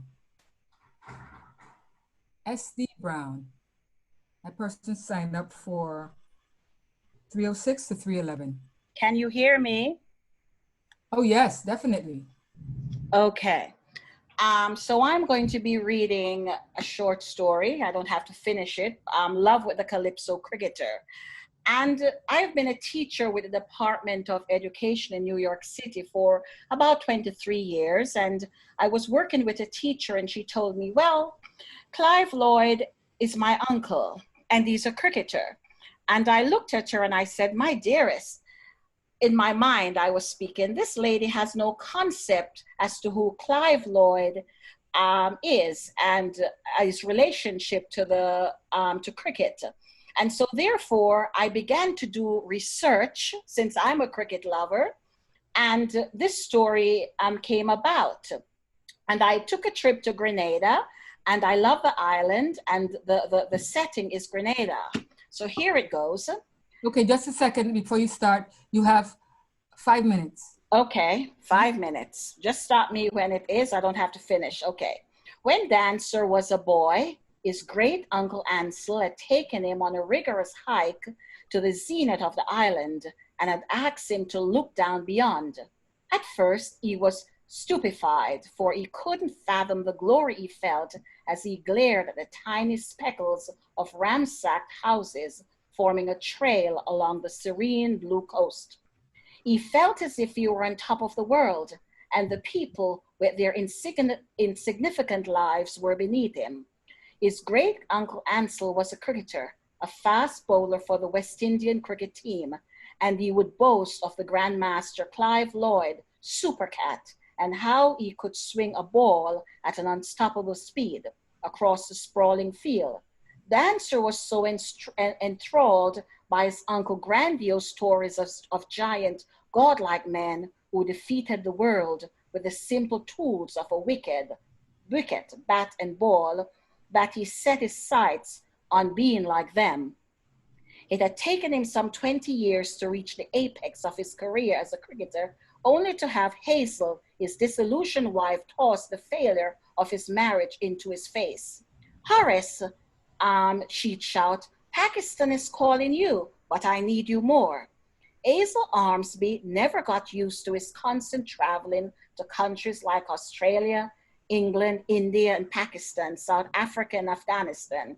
She has been to it all, and she has seen it all, and she has had a belly full of all this traveling, especially to places she didn't care to see. Besides, she had taken a leave of absence from the Department of Education in New York City to aid her ailing grandmother and to move back to the island to try to repair her marriage. The long-distance marriage did not work anymore, and he had to make a decision, or she. A cricketer is a man on the go, and as a wife, you should know it damned well. That's the problem with you, Dancer. You move around the place like a shadow on the prowl. When are we going to start that family? He was 31 years old and felt that there was time before he started a family. She, on the other hand, felt that time was moving quickly and her womb might soon be shriveled up. Horace hadn't been listening to her, and she decided to bicker to him to demand his attention. When Hazel's bickering would become unbearable, he'd run to his great Uncle Hansel to recapture the feeling he got from hearing his tall tales as a youth. Uncle Anson was now an old man living in the mountainous region of Victoria amid the height, the heat, and the senseless escapes from the scenarios of the real world. Dancer would always visit him during breaks from playing season, crossing the stony waters of the meandering rivers and the black holes of the creepy crawlers. Women flocked to him no more, and the little salary he used as sustenance was obtained from exporting nutmegs. Thompson and Lely were brutal fellows who played for the kill. He'd tell Dancer, "In '75, we got a good licking. We took our humiliation like men, vowing never to lose again." As a boy, Dancer loved to hear Uncle Hansel's story of how the West Indian cricket team failed, then gloriously triumphed over the Australian team. He loved to see the devilish expression on Uncle Ansel's face when he saw Greg Chappelle brought to his friggin' knees. "He might have shit his pants, boy, you'll never know," he'd say. "I was there during the staggering heat and heard the angry shouts of 'Black bastards, go home.' The crowd commanded Lely to kill us, and we hit the dust. We blamed one another for our loss, but realized there could be victory if we put our heads through it." Uncle Anson was never a man of words except when he spoke about cricket. The flare of his African broad nostrils, the flicker of his bull red eyes would show his excitement. It was his uncle's love for cricket that had caused him to take this route in life. Now his life is at a crossroad, and he didn't know whether to give up his first love, for it was apparent that he wouldn't be another big bird garner or fire a ball with the whispering death fury of Holden. His wife Hazel was on his back constantly for him to choose between her and his first love, cricket, and he didn't know what to do. Uncle Hanson was an astute man on these matters. When Dancer was a youth, he'd seen his uncle pass up the chance of marrying the loveliest of women, and he didn't question him why. Once he quivered in terror when he saw Uncle Hanson throw a large rock, barely grazing the small of a lover's back. The woman had questioned him about missing payments for his legitimate daughter, Girlie.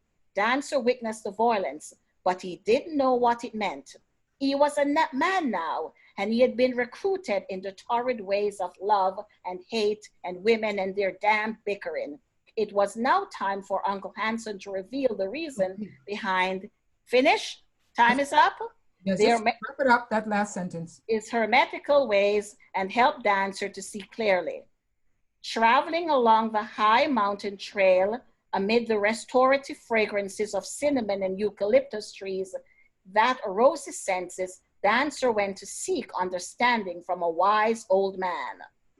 Uncle Anson was now a man in his mid-70s with hair as silver blue as the soup dish he ate from. In '83, he was among the 18 rebel cricketers who played in South Africa despite the controversy.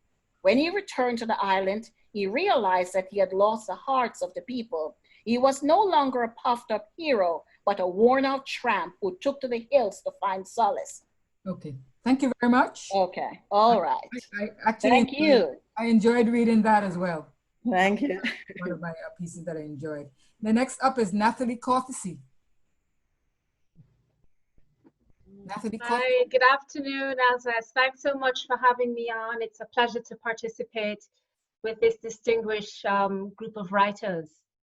So today I wanted to read two poems, a short poem from volume 33 entitled The Watchman, and a slightly longer poem, The Helper Experiment, and I promise to be efficient with my time management.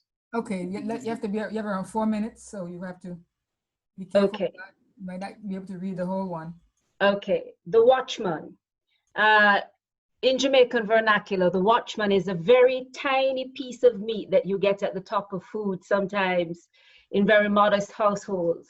And I wanted to share that experience. The watchman. The watchman stood guard over a vast dominion of cracked rice and Negro yam. His modest stature, camouflaged by a rivulet of coconut rundown, zigzagging a lane between the hills of boiled dumplings, neighboring a single spoon of steamed callaloo. His indignation at being the codfish the uptown housewife refused was relinquished so that he might become the plebeian's caviar for the poor country girl that held his gaze. Sometimes she had food.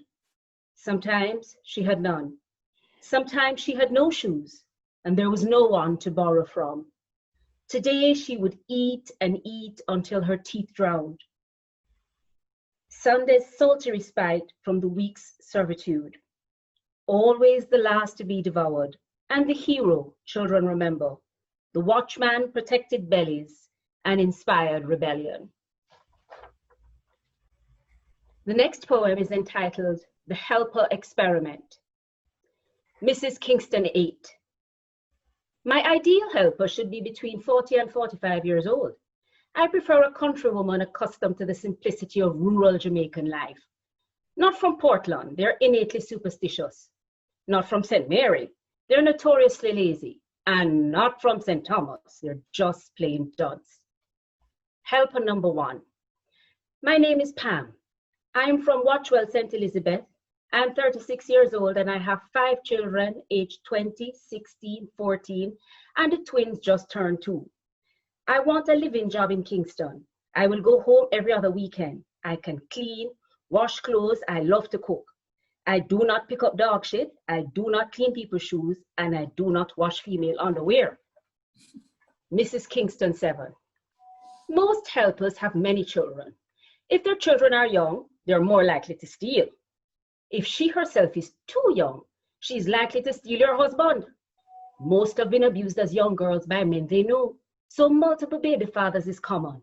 As a rule, the baby father is gone. Helper number 17. My name is Beverly. I am from Morrispen, St. Catherine. I am 40 years old and I have no children. I'm a Seventh-day Adventist. I love to dust and sweep. I do not work on Sabbath days. I do not wear pants and I do not eat pork. Mrs. Kingston 6. Remove prices from the groceries so they do not know what you spend. They will eat anything from a tin, mackerel, sardines, condensed milk, and ground provisions. But you have to ration it, or they will eat you out of house and land. Label their plastic cup and plate and assign them utensils. Uniforms are essential. It's a reminder they're at work and that your house is not their home. Helper number 33. My name is Kenisha, but everybody calls me Pinky. I am from Vere Clarendon. I am 28 years old. I have 4 children who are in England with my mother. I live with my boyfriend. I do not eat white people food, curry, or anything with vinegar. I do not clean windows. I do not wash clothes by hand, and I do not do yard work. Mrs. Kingston 8. An admission of romantic involvement is a warning of imminent pregnancy. If she expresses aversion to specific foods, it is likely she believes in duppies. Wearing a tie head with leaves or a red ribbon, bottles with oil, bush collecting, or candle burning is incontestable proof of obia. Mrs. Kingston 7. To assuage the hardship of separation from loved ones, give her a television in her room and weekly mobile phone credit. Never invite her to eat at the dining table with the family. It causes confusion of her proper place. The last helper. My name is Millicent. I am from Heart Ease, Manchester. I am 42 years old. I have 2 children. My son is 23 and my daughter is 19. I can read and write. I have always been a helper. I put my children through school on my helper's salary, and my son graduated university. I need the job to make up the school fee for my daughter. I love to cook brown stew chicken, rice and peas with coconut milk, and fried ripe plantains. Miss, I can do everything. Mrs. Kingston 6. If she's too good to be true, it's too good to be true. Give her a weekly schedule. Empty her bag on payday and install security cameras. Lock away your jewelry and anything you buy in bulk. If your children do not like her, she's conniving. Mrs. Kingston 8. When resentment sets in, she will complain to labor authorities that you have underpaid her and make fraudulent allegations to the police to blackmail you. All helpers have an expiry date. Fire her before she spits in the food. Thank you. Thank you very much. Thank you. Thank you. Thank you. Okay, next is Celia Sorhaindo. Hi everyone. I'm calling from Dominica. I just want to say, just quickly, big thank you to the VI Lit Fest and the Caribbean Writer for this wonderful, wonderful event. And also the Caribbean Writer was one of the first magazines that accepted my work, and I was sending off work and just getting rejection after rejection. And July 2015, I got 2 acceptances within few days. That was the Caribbean Writer and Moco magazine. So from then on, really, that gave me the encouragement that I really needed at that time. So thank you so much. The poem I'm going to read is from volume 31.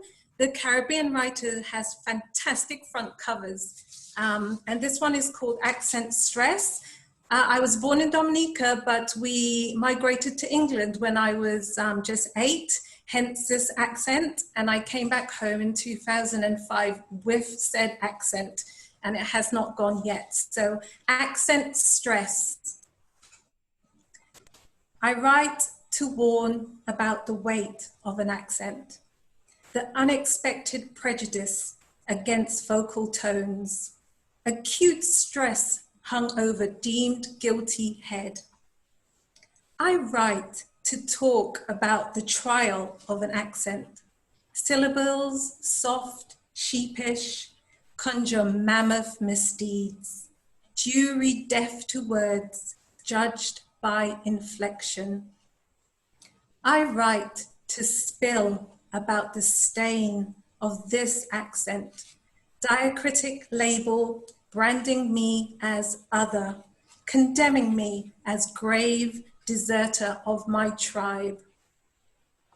I wasn't cautioned about the curse of this accent, an abracadabra genie that won't disappear, words wedged like ruby slippers leading back to surrogate home. I wasn't prepared for the price of this accent, naively acquired, infinitely dear, marks me circumflex archery that fed youth to another.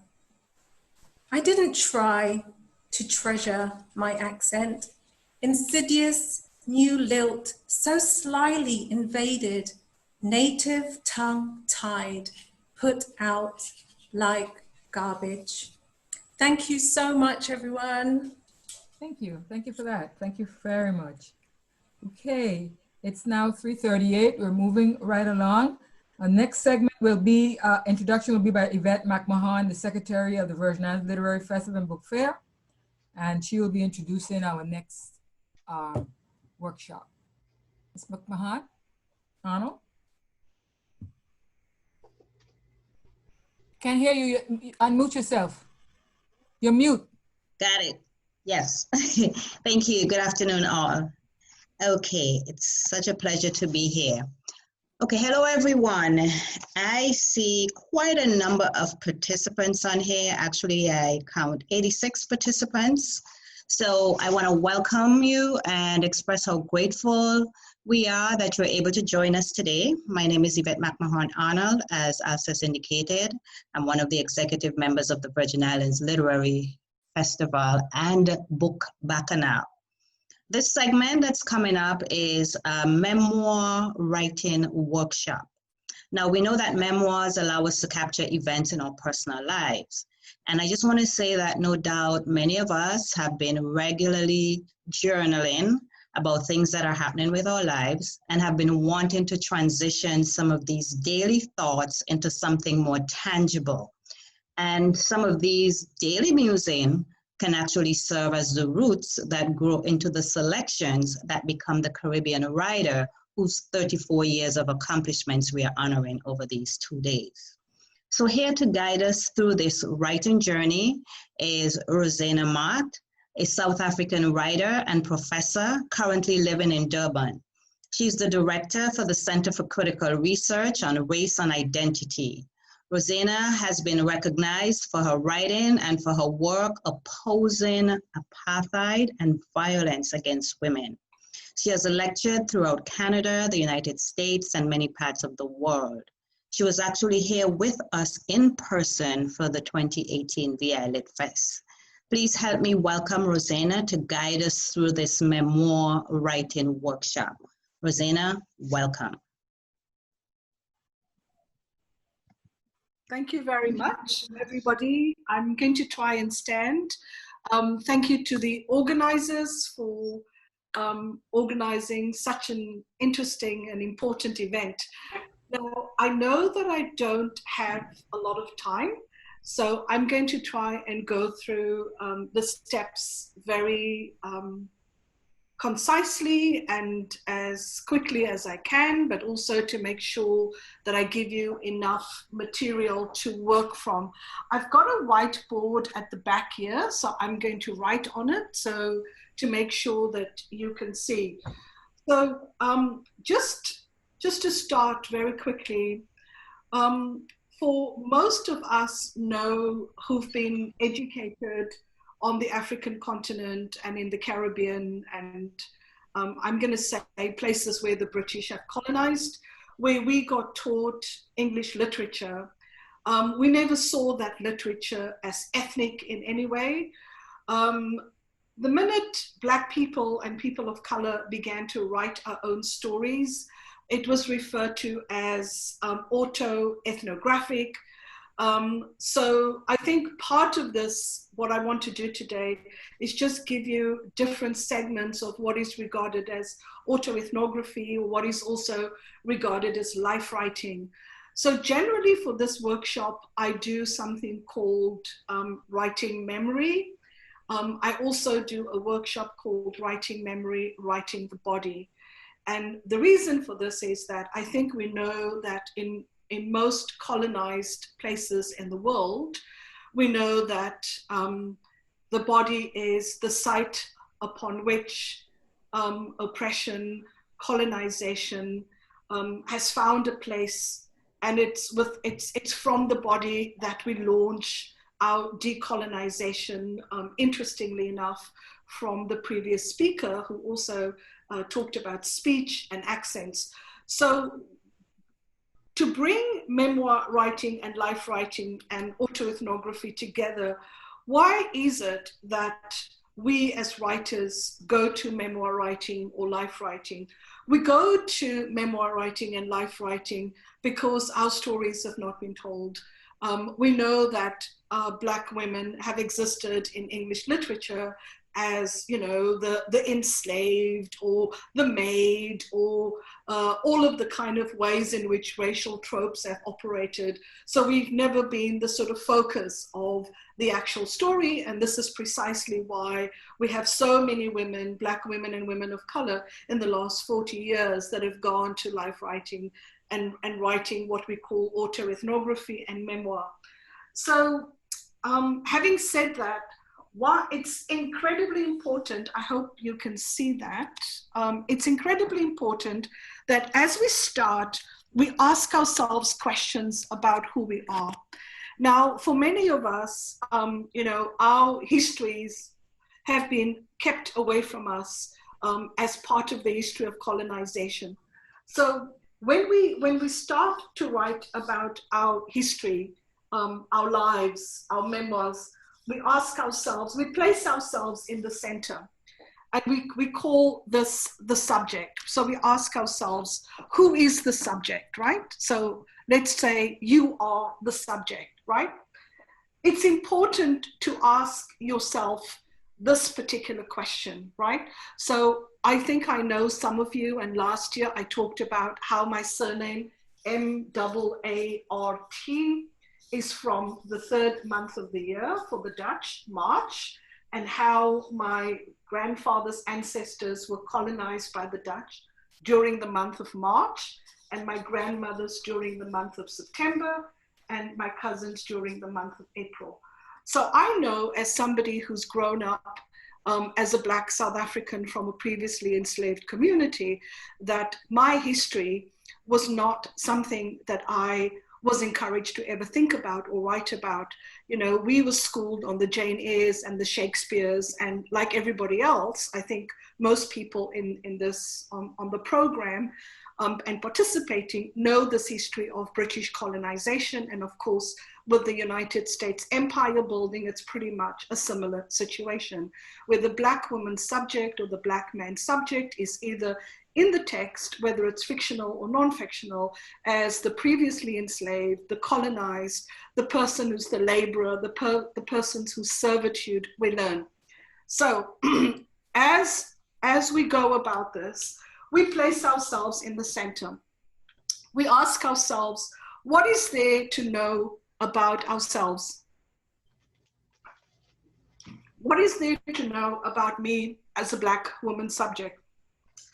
Now, in the work that we do, we know that we have histories. So our second circle is, and I'm gonna go back and forth to your main circle. So your main circle is here, and your second circle is here. In other words, what is the history of the subject, right? What do we know about the history of, let's just say, for the discussion, this Black woman subject? In other words, what do you know about your parents, your grandparents, on your mother's side, on your father's side, on your grandfather's side, on your great-grandfather, paternal, maternal side? Okay, and why is this important? First of all, in any form of memoir or life writing, we know that as Black people, we have been part of a process where the genre that we know as writing has put us in a position, forcibly, to write the language of the colonizer, right? That is the English language. that language is systemic, it is institutionalized, and it's structural. And because it is all of those things, it fits within the larger operation and functioning of a system of white domination, otherwise also called ideologically a system of white supremacy, right?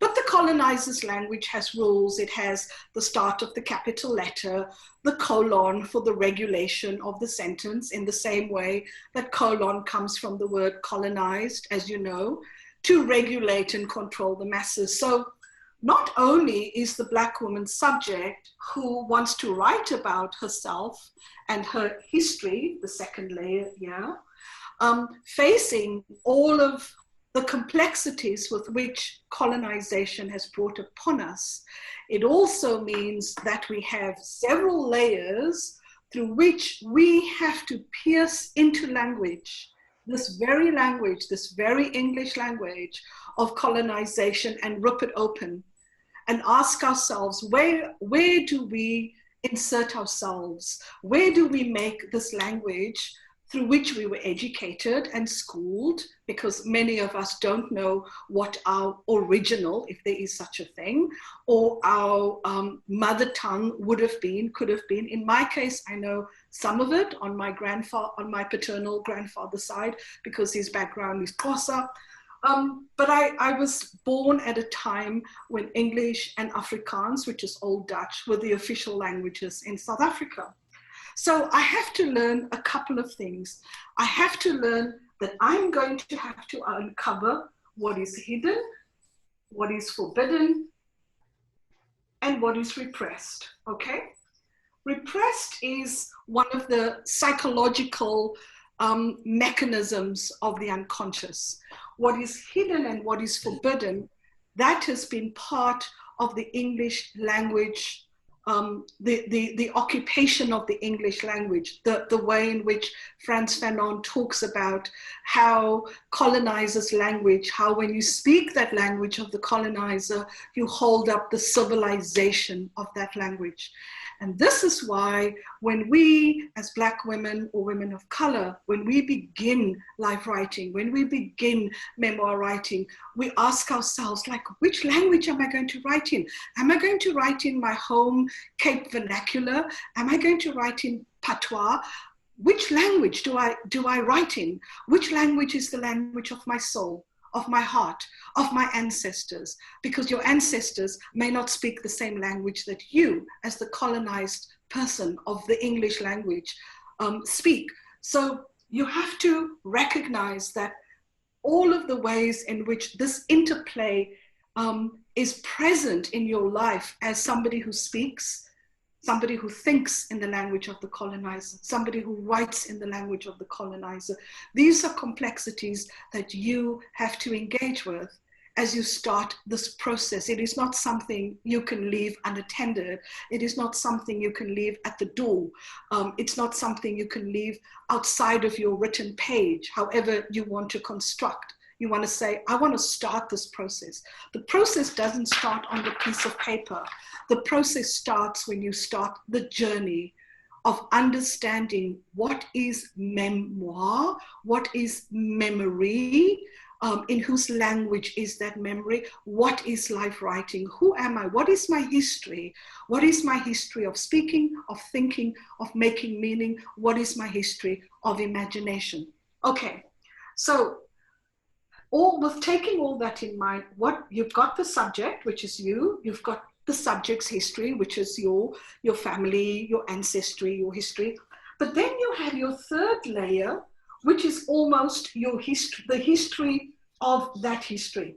For example, I have, from a very early age, had these dreams of what I later began to recognize, and when a word was given to it, it was called tsunamis. But not when I spoke to my grandparents, none of them, my grandfather his history is from South Africa. He's from the Xhosa people. My grandmother, her heritage was, they were colonized by the Dutch, enslaved and brought from Java to the Cape. But it was only when I met my father's mother, did I discover that her heritage is, she actually has the word Slave on her birth certificate, and her heritage came from Saint Helena. Now, I'm just going to do a quick map of Africa over there. Sorry, that's not very good. But just off the coast of Senegal, Saint Helena is where Napoleon was banished, right? So Saint Helena was once owned by, well, owned, occupied, usurped by the French, the Portuguese, the Dutch, and finally the English. So we know that even in our dreams we have, and Freud was very keen at first to dismiss this. There was a person who was called Lamarck, and he believed that we also inherit dreams. So in the same way that you inherit the walk of your father, the nose of your mother, the way that you use your hands from your great-grandmother, you also inherit dreams. So writing is not only about memory that you can recall. Writing memoirs, doing life writing is also about trying to understand the history of your dreams. Are you with me? So we've got the subject, we've got the history of the subject, and then we've got the history of the subject's history. In other words, the history of how the different ancestors, like your maternal and paternal, and their histories, how that come into play. So it's not just about you at the center of an event of, oh, I was forcibly removed, or I want to write from this moment on. The whole point about memoir writing and life writing is that you soon discover that it's not a point that you get to choose. The experience of the writing will make it clear this is a part that you should start with. Many people try to start from a memory at the age of 8. So for example, I wrote my first kind of work was a poetry book, and then I wrote a short story, and later wrote 4 other stories several years later to form Rosa's District 6. But I wrote my first fictional short story because I had hives every year on the same day that we were forcibly removed from District 6. So for me, the writing of my life and my history began when I realized that how could I overlook this important historical event that had crept into my skin and into my body, where the same day, every single year, I got these big, big fat hives that covered my whole body. And the point about doing this kind of work is that you cannot leave your body outside of it. Your body is always central to the way that life writing and memoir writing happens. Please indicate if I've gone over the time. I try to keep time at one point, but I'm not sure. You've gone over a little. You've gone over by 2 minutes. Okay, let me just quickly go. So the other section, your 4th segment, your 4th circle, is you want to also look at history books, and you want to make sure that certain facts and information you find is accurate. Like for example, if your grandparents or your great-grandparents have given you some information on the history of the country, you want to make sure that happens. And then the 5th segment I want to say is to make sure that you're always writing. Wherever you feel there's something that is a burning concern for you, something happens, it is a particular day, it's a holiday, it's a celebration, you're writing on a piece of tissue paper, keep it, don't discard it. Life writing and memoir writing is, you are the onion. There's always an unpeeling. The hidden and forbidden aspects of your life and your identity has to be unpeeled by you. You are the subject that unpeels. And that process is something that involves speech, it involves imagination, it involves writing. I sometimes call it blood writing because it comes from a place that you do not always control. it can be your ancestors, it can be your history. It is all of the ways in which you as the subject is situated. And I'm going to end there, not to take up any more time. Thank you for the Rozena, thank you so much. Can you stick around for 2 or 3 questions, because I think it's important that we have an opportunity to ask you a few questions. Yes. Absolutely. And you know, I thank you always for agreeing to help us whenever we have these moments where we need a voice like yours. So thank you. Any questions? I'm so sorry. That's Dr. McMahon-Arnold. Yes, Alscess. You know, I go right ahead. She has 3 minutes. She has time for 3 questions. Okay. Are there any questions for Rozena? Anyone, or even a comment based on what you've heard?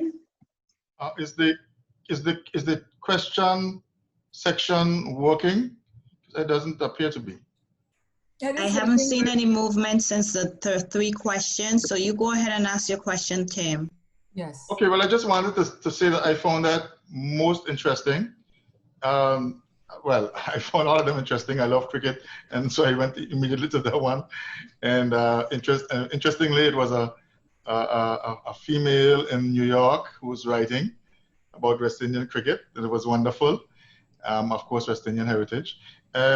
That just now, I found it really interesting, and especially the one that talks about, you know, going back to your previous, your ancestors.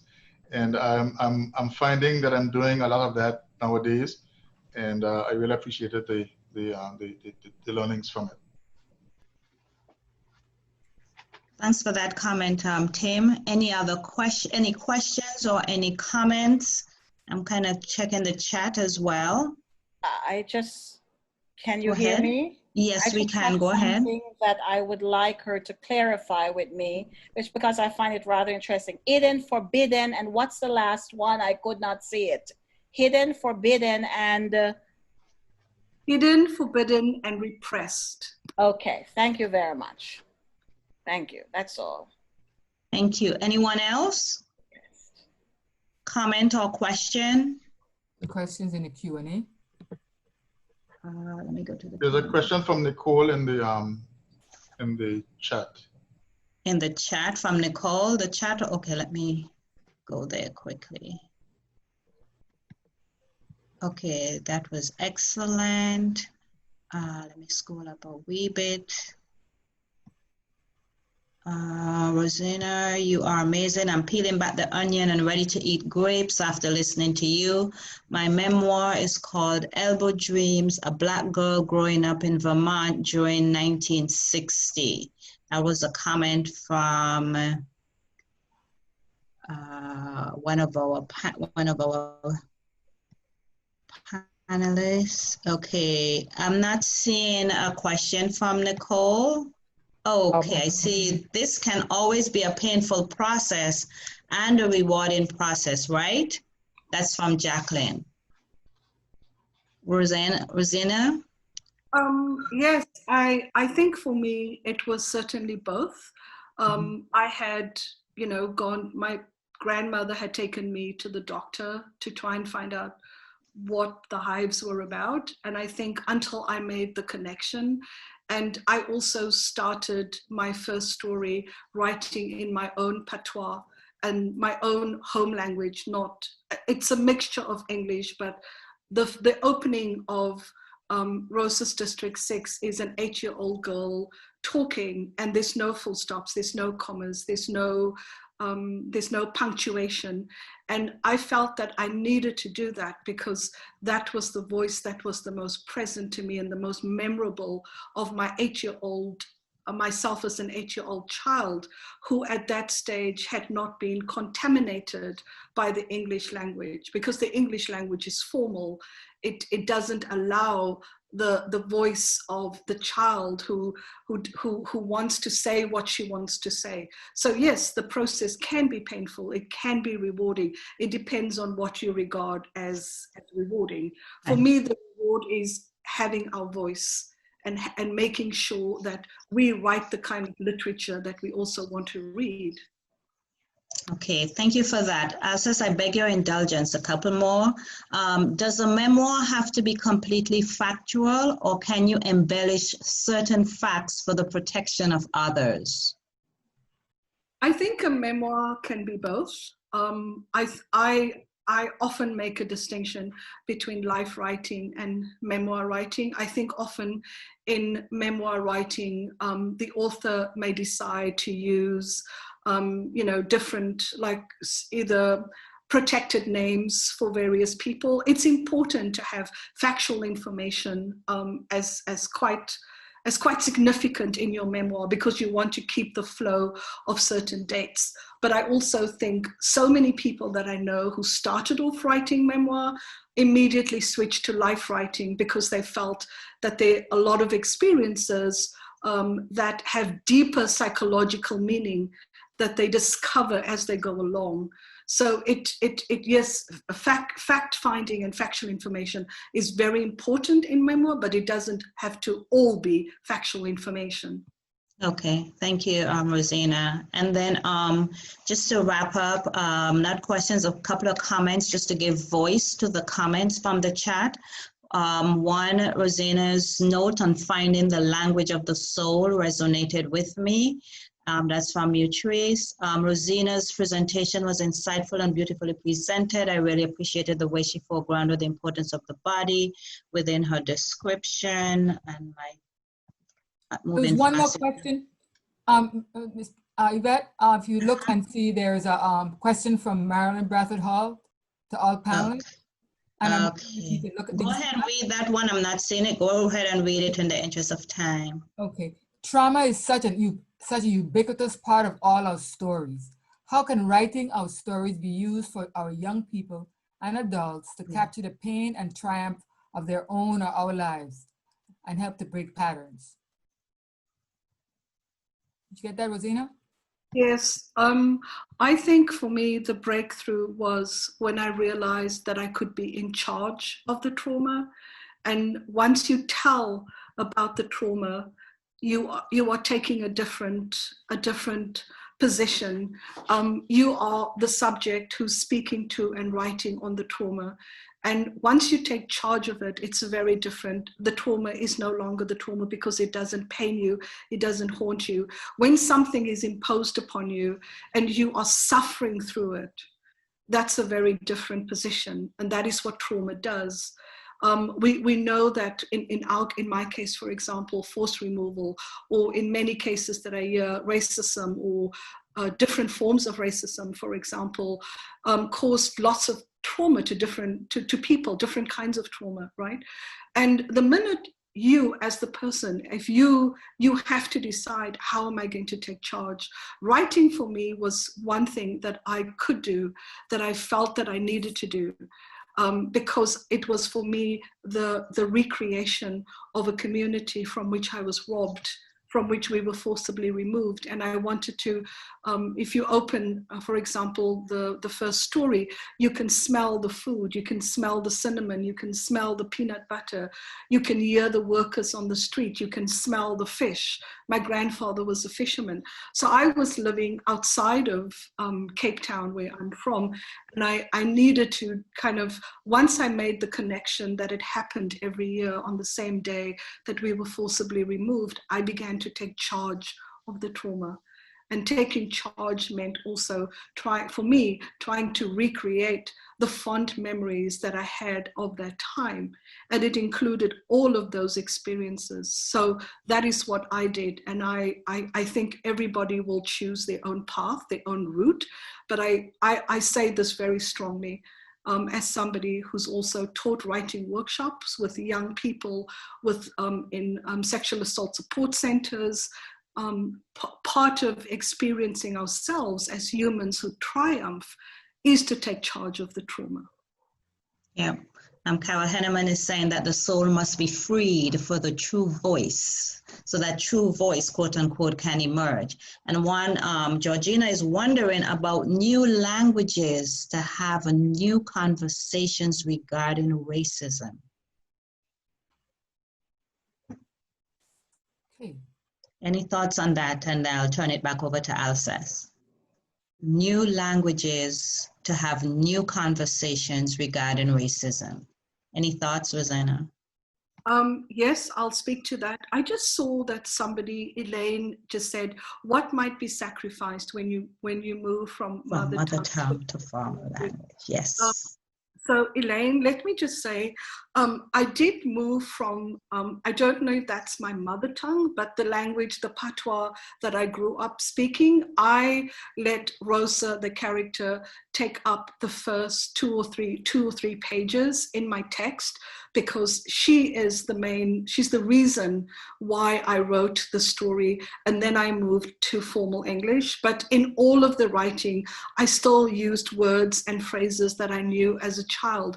I think that in this day and age, we also have publishers who are very keen to capture those kinds of authentic voices. We're not talking about 30, 40 years ago when you had to sound like you're writing a Jane Eyre, or you had to sound like, you know, any one of the Bronte sisters. So that's definitely happening around the globe. In terms of racism, I'm also a visual writer. So in some of my papers, I don't only write fiction. I would also like write in the margins, or I would write in a visual way that rearranges the text, because I think to get people to shift from what is regarded as, you know, the formal way of reading something, right, also means they have to think about where you're thinking, where are you reading, where are you placing the words, and rearranging the text visually is also a mechanism through which I think we get readers to try to understand. For example, in The Writing Circle, which is a novel that I have, the person who is sexually assaulted doesn't look at the person the perpetrator. She's looking, and so the readers get to see what the neighbors are doing because she has dissociated. So I'm not telling you that she's dissociated. That was a very difficult text to write, but I felt as Cape Town, we have one of the highest you know, records and statistics on gender-based violence. So when you are reading about the neighbors and everybody around, you know that she's dissociating, because you know that she has taken that separation from her body. And I think that part of what happens with racism as well is that when we experience it, we also dissociate. Sometimes we feel the pain of what has happened days after, minutes after. So I think that many of us, many of us have developed and continue to develop different techniques for writing certain things. And it's about engaging our reader, it's about engaging ourselves. Sometimes it's about disengaging in order to engage. So it's about finding your technique, looking at different ways that actually captures your experience, and you are able to read that as a reader as well. Rozena, let me say thank you for this deep, stirring workshop and subsequent conversation. I'm so reluctant to turn it back over to Alscess, but I must. I want to say thank you for all that you've stirred in all of us, so many of us, in particular me, and also thanks for those questions from the participants and for your comments and the like. Alscess, it's back over to you. I'm reluctant to accept. This gift that Yvette is trying to give back to me, but we have to move on. Next up, we have a segment of 4 writers, and it started off by the segment leader would be Laurie Watts-Herons. Is Laurie here? Laurie Watts-Herons, okay. I have a feeling that there's a little situation. I'm going to have to give her a call. It might be a communication situation there. So we will move to the next person is Althea Romeo Mark, and she sent us a video. She's in Switzerland. She was here earlier. She spent a good 40 minutes with us. She is a Virgin Islander who has lived in Liberia and Switzerland and England, and she was born in Antigua, but she came to the Virgin Islands. Oh, there she is. There you are. So we're ready for your piece. We will have, Adrian will play the video. My name is Romeo Mark, And I am a Caribbean poet. Maybe you haven't heard much about me, but I was born in Antigua. I grew up in St. Thomas, Virgin Islands. I lived and taught in Liberia, West Africa for 14 years, and now I live in Switzerland, and it's almost 30 years now. I write poetry and short stories and personal essays about my own experience in life. I've traveled quite a lot and have lived in different cultures. The first poem I'm going to read, The Returned, is about my own family history. It's about my grandmother and her brother, my great uncle, who immigrated to the Dominican Republic from Antigua in the early 1900s. Some returned not too long after they immigrated, and others returned almost 75 years later. The Returned. This almost mythical tale that began 150 years ago is leaving a 21st century trail. It is about what we learned from our fathers and what they told about their mothers and grandmothers, fathers and great-grandfathers, uncles and great-uncles, going back to times we do not know, times alive in the stories we heard. Our British West Indian ancestors, not happy with their lot, set out to change their fortunes in the land of merengue, bachata, and salsa. Not wanting to stray too far from home, they passed on Cuba, Panama, Belize, Venezuela, and swarmed like ants to the sugar industry in Santo Domingo, where they would in time be labeled Los Cocolos. In time, screwed social and political laws, sharpening like machetes, cut the darker skinned down to size. They saw their fields of dreams slashed stalks in sugarcane fields. And navel strings calling, looking back from where they had come, some began to uproot themselves from a centuries-old abode to seek their ancestral home. The returned in a new yet old land must learn again the language and ways of their forefathers. A tight embrace does not greet them all, for they have become strangers to their kin. Some not sharing their DNA are suspicious, see them as invaders, and have declared them to be threatening, foreign-tongued job snatchers. The second poem is about my maternal grandmother, and it's called Photo Shoot. We stand on a stairway, our places dictated by height. We are not posing for Elle or Ebony. My visit from afar to a cousin's house has gathered us together, the offspring of a no longer feared granny. Gran is always a topic when we meet. In our words or writings, we admire her brazenness, crave her boldness. We want her fighting spirit, not the fighter. We want to box with her words. So we pose, the carriers of her genes, walk down memory lane, talk about the island life shared with her. We take her stories with us, still alive, still kicking.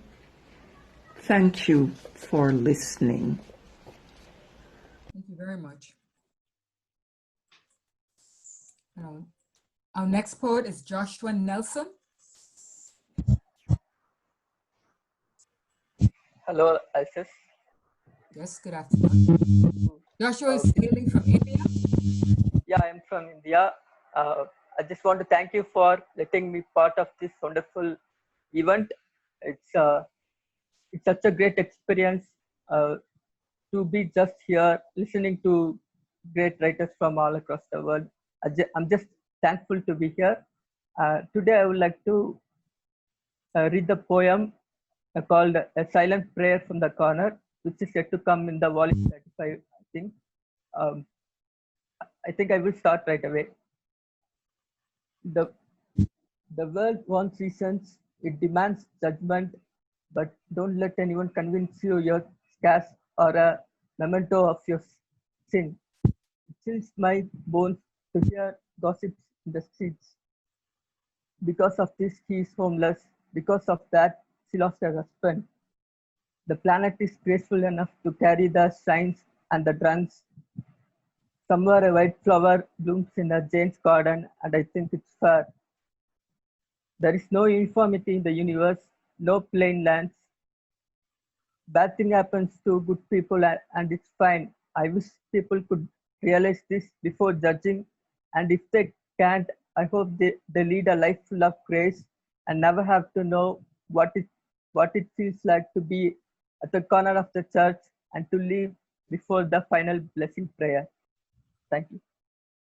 Thank you. Thank you very much, Joshua. Thank you. Next, the next reader we have is Timothy Hodge.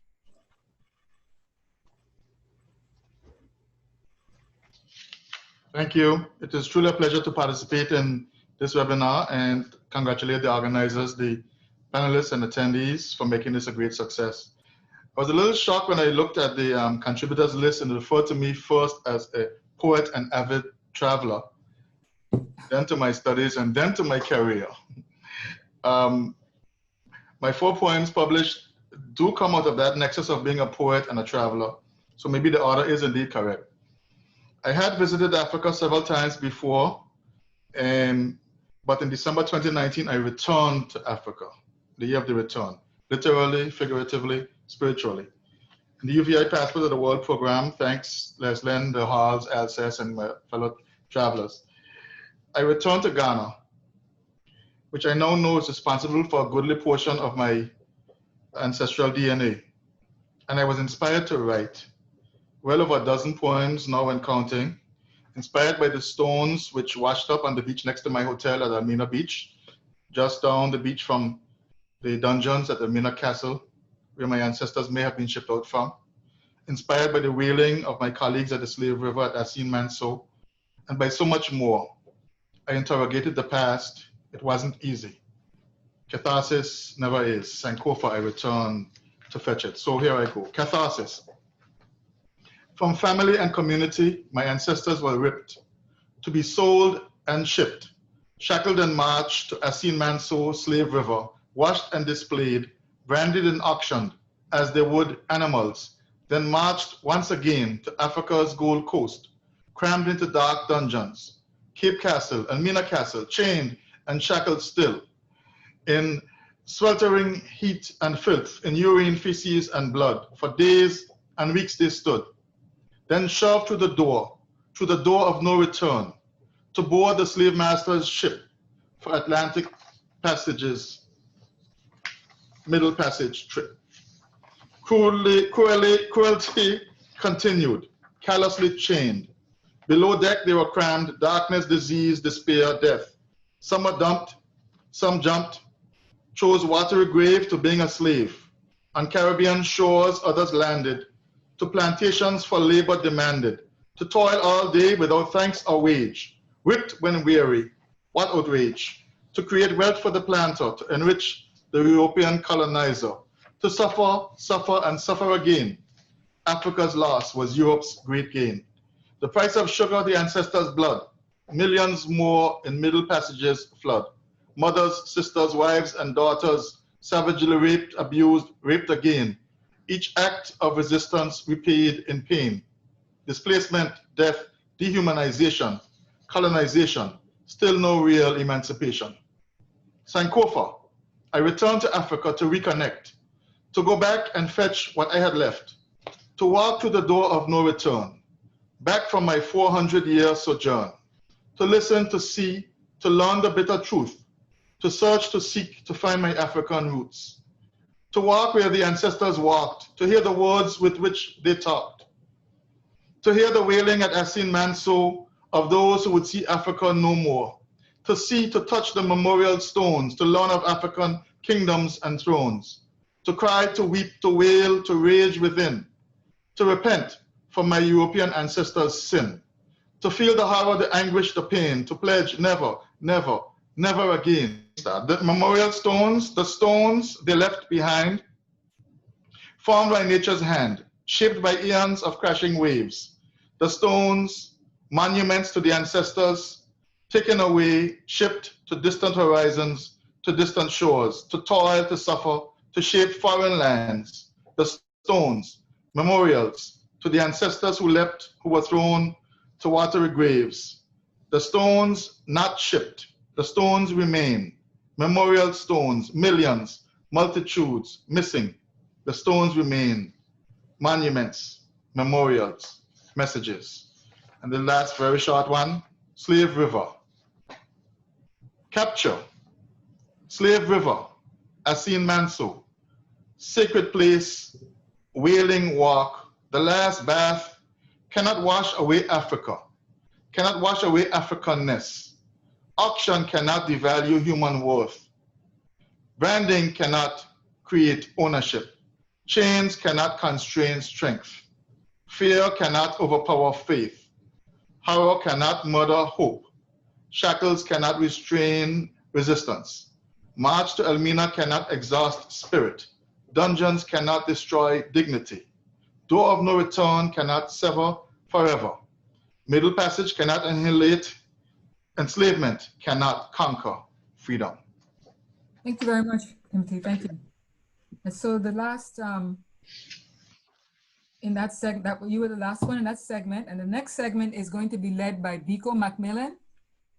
And Biko Macmillan is a young poet who has agreed to share the only person who share a personal poem of himself and that he wrote, I'm sorry, and that he'll tell us a little bit about, he has 5 minutes to do that, to tell us a little bit about his style and what inspired him to write. And then you will introduce the other three people who come right in there after you. Okay. So I'm going to move very quickly through this. So I'm Biko Macmillan. I'm born and raised in the Virgin Islands, St. Croix specifically, and I currently live in New York City, working at Memorial Sloan Kettering Cancer Center as a research technician. I'm going to move into my works.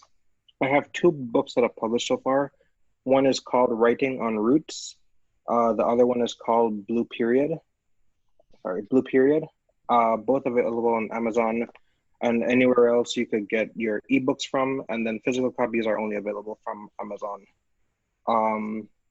So the poem I want to read is one from my newer book, Blue Period. And this was shortly after I moved to New York City. I was in a laundromat, you'll see. And, you know, I live in Harlem, and I was really feeling the spirit at the time, and was really thinking about Langston Hughes specifically, and wanted to kind of, you know, match that energy. So I'll go into this poem. It's called Prince's Laundromat. On a Tuesday night, a young mother washes the soiled laundry from her young son. On a Tuesday night, a young mother washes the soiled laundry while her young son fidgets in the chair, earbuds keeping him company, like his mother's singing voice come bedtime. He knows not how she toils when the sun is up, and keeps the home when the sun goes down. But he knows that his night clothes will smell of detergent and dryer sheets. They will be warm like his father's hugs he has yet to feel. Sitting across from the boy and his mother is a man counting the minutes until he moves his wet clothes to the dryer. He wonders if he has enough change. He does not do this often. Fabric softener in one hand, a pack of Marlboros in the other, he steps outside so the cigarette smoke may wander like his thoughts. It has been 5 months and he misses her. At 1:52 in St. Nicholas, the sound of silence and the fresh smell of a new week cut through the air. It is the feeling of home, whatever that may mean. So that was one of the first poems I've written since I've gotten to New York, back in 2018 or so. And one of the first poems I wrote for this new book, Blue Period. You said I have 5 minutes. How much more time I have left? About 3 minutes? Yeah, you could tell us a little bit about what inspired you. You know, is any young people listening to you and want to write poetry, and in the same way that like 2 or 3 more minutes to do that, and then if there are any questions, we'll allow a question, and then we'll move to the next. Okay, so for me, what started my poetry journey, I was usually more of like a logical, scientific mind, but at some point I got into this creative spirit, and what started out with my brother. He used to write poetry therapeutically, not for performance, but more so just to be able to express his emotions through a constructive manner. And as a younger brother, anything your older brother do, you do. But I stuck with it, and I took it to a different level. And I used to binge watch Def Jam poetry, which is spoken word. And as a result, my background is mainly in spoken word. So the poem that I just wrote is actually far outside of my normal what I usually try to write.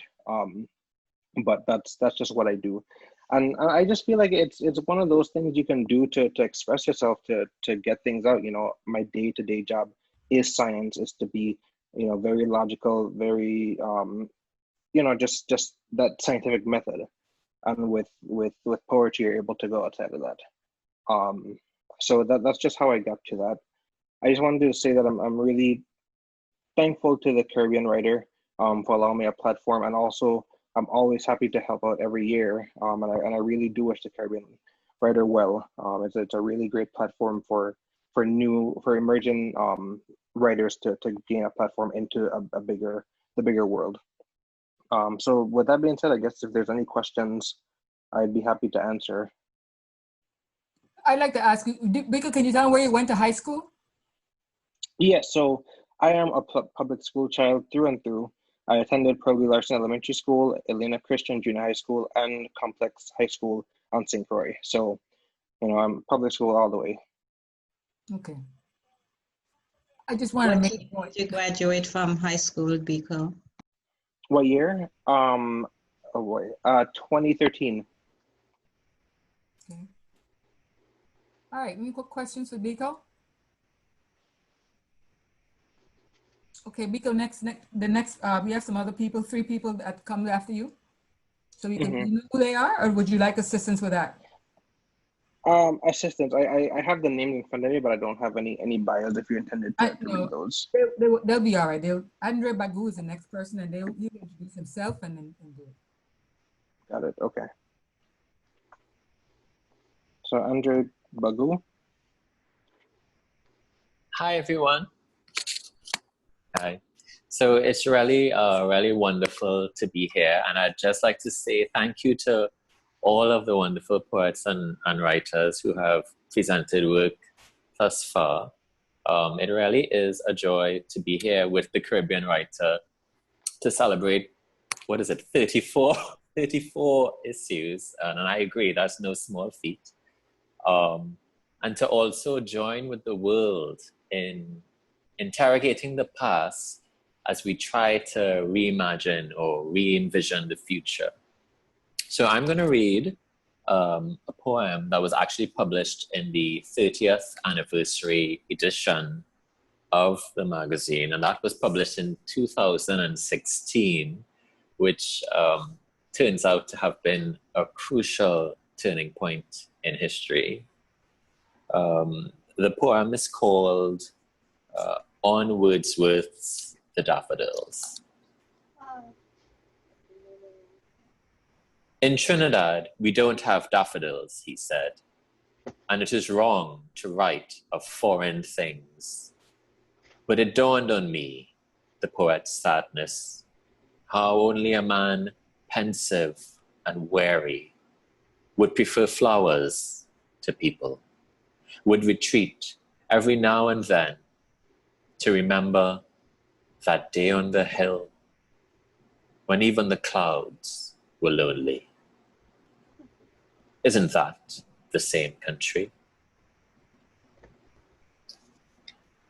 And well, that poem, it first appeared in the Caribbean Writer, and I'll always be grateful for that. And it subsequently appeared in my book, Pitch Lake, which in its own way engages with or tries to complicate our sense of colonial history and its lingering presence.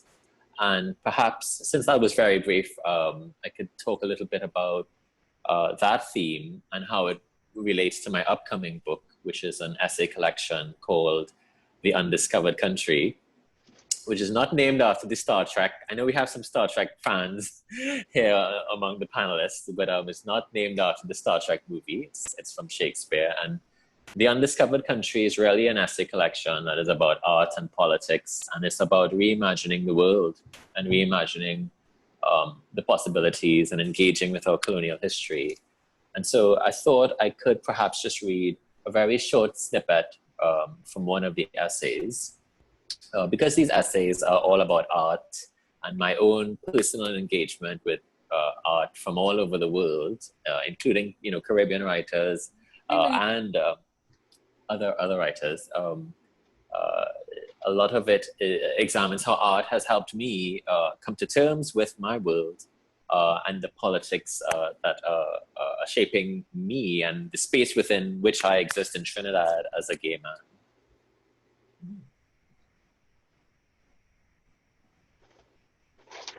This is from an essay called In Plato's Cave. Years later, I found Morris at university, and the power of art, of this very specific film, to transform life became clear.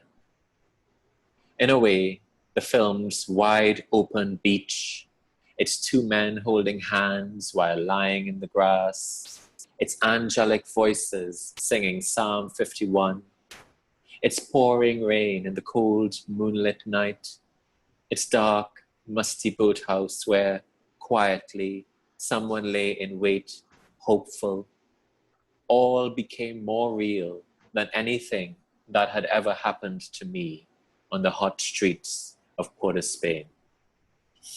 I seized upon Morris. I watched it repeatedly, obsessively. I used it as a cautionary tale or warning.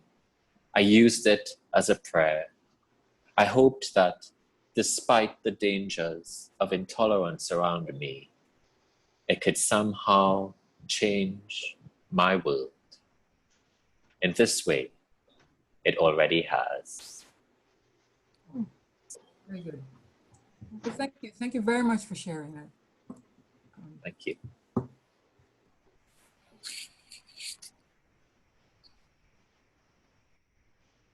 Next up, we'll have Mary Rykov. Let me know if I'm pronouncing that incorrectly, but Mary Rykov is next.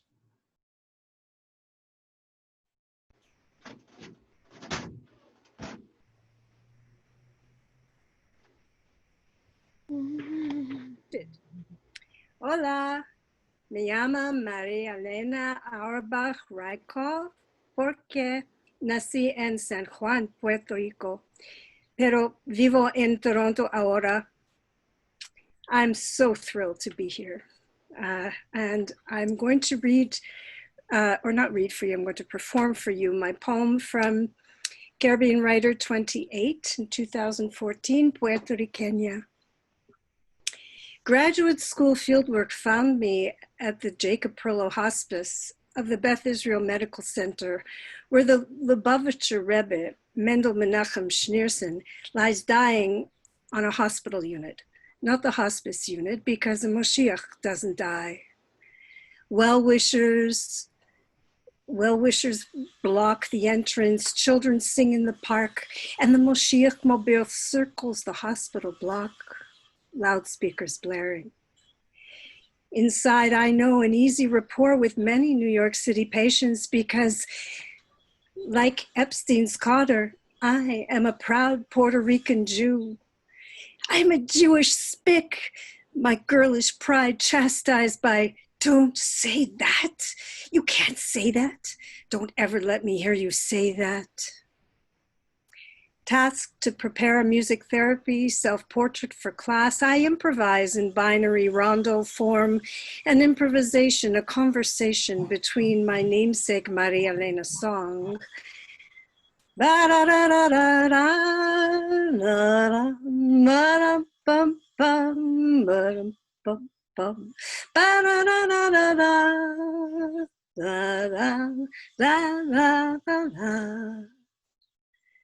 And a classic Hasidic nigun. I loo, I loo, looly, looly, looly, loo, looly, looly, looly, loo. So, what is a Puerto Rican Jew? My mother would tell you Puerto Rican Jews live in summer heat all 4 seasons. No lilacs, no apples. My father would tell you Puerto Rican Jews live in a paradise far from Gestapo selections. Some Puerto Rican Catholics will tell you they too are Jews, descended from Majorcan Chuetas forcibly Christianized in 1391, who in 1508 hitch an age of discovery ride, only needing to hide from the Inquisition again in the New World. I will tell you in luscious color how Yiddish and Spanish merge in the ear as lullaby, while the surf drones and the coqui sings through thick air warm like a blanket. I will tell you the connection for this Puerto Riqueña to Puerto Rico is like the Sabra to Israel, with bonds that won't let go. I am so thrilled to join you here from Toronto. The biggest thing that happened for me with the pandemic is I had to cancel my trip, which was most sad. So I'm thrilled to be with you today. In issue 34, I have a multi-essay book review coming up that discusses Gabriel Haslip Vieira's White Latino Privilege, and Ed Morales's Fantasy Island, and Clelia Rodriguez, Decolonizing Academia. I'm going to end, though, by reading for you also the poem that accompanies the essay in volume 34, which documents my observations of how I noticed Christian Said had changed between 2013 when I was there and last year. Christian Said, USVI, May 2019. Despite that stateside fixers fly in after Irma and Maria, rooftops still FEMA blue tarp broken 2 years on. Our Redex oil refinery sports new management, new name, same get-rich-quick tricks. More stateside fly-in crews exploit laid-back locals for fun and profit while density swells pre-existing social safety net cracks. Prices soar and taxis fleece naive tourists who learn how to haggle before they leave. And them hard-working boys beyond reproach let off hard playing steam unchecked. Plastic fast food litter, broken glass, butts and beer caps now adorn seaside, sea life, beaches, and roadside ditches. Thank you. Thank you very much. Nico, you have the next one. You have your list? Yes, I do. Before I do that, do you mind if I take 15 seconds to answer this question really quickly? So the question was, how do you balance science and poetry? I am also in STEM and have continued my love for writing. How do you reconcile the two? My really quick answer to that is that people often see it as right versus left brain when it comes to science versus creativity. But the scientific method itself calls for a lot of creativity when it comes to answering these questions, because it requires you to look for things that haven't existed yet. So you have to be really creative in the way that you go about looking at the science that exists and looking into creating the answers that don't yet exist. So it's not a balancing act of two very different things, it's incorporating two similar things that people don't see as related often. That's my quick answer to that. Next up, we have Corinne Binnings. Hi. The piece I'm going to be reading today is a hybrid piece. It's a lyric essay, and it was published in the 33rd volume. It's a reflection on my last name, and the historical data behind it comes from Dr. Erna Bradbur's research, and particularly her book, The People of My Jamaican Village, which happens to be my Jamaican village, and hers. It's prefaced by a sentence of my own, and it's titled, On Not Knowing. A name is the first thing a man owns in this world. I spelled your name with letters clipped from a newspaper. It was all that was left of you. One word, B-I-N-N-I-N-G, Binnings. A name found among others upon the browned pages of a ledger, sealed within its leather jacket. Records of property of Dr. William John Nielsen, son of John William Nielsen, Doctor of Surgery, owner of coffee lands in Woodside, St. Mary, Jamaica, 1,000 acres, returns for 1820. Your given name, among others, was all I knew of you. Brown, Edwards, Walker, Smith, Thomas, Binnings.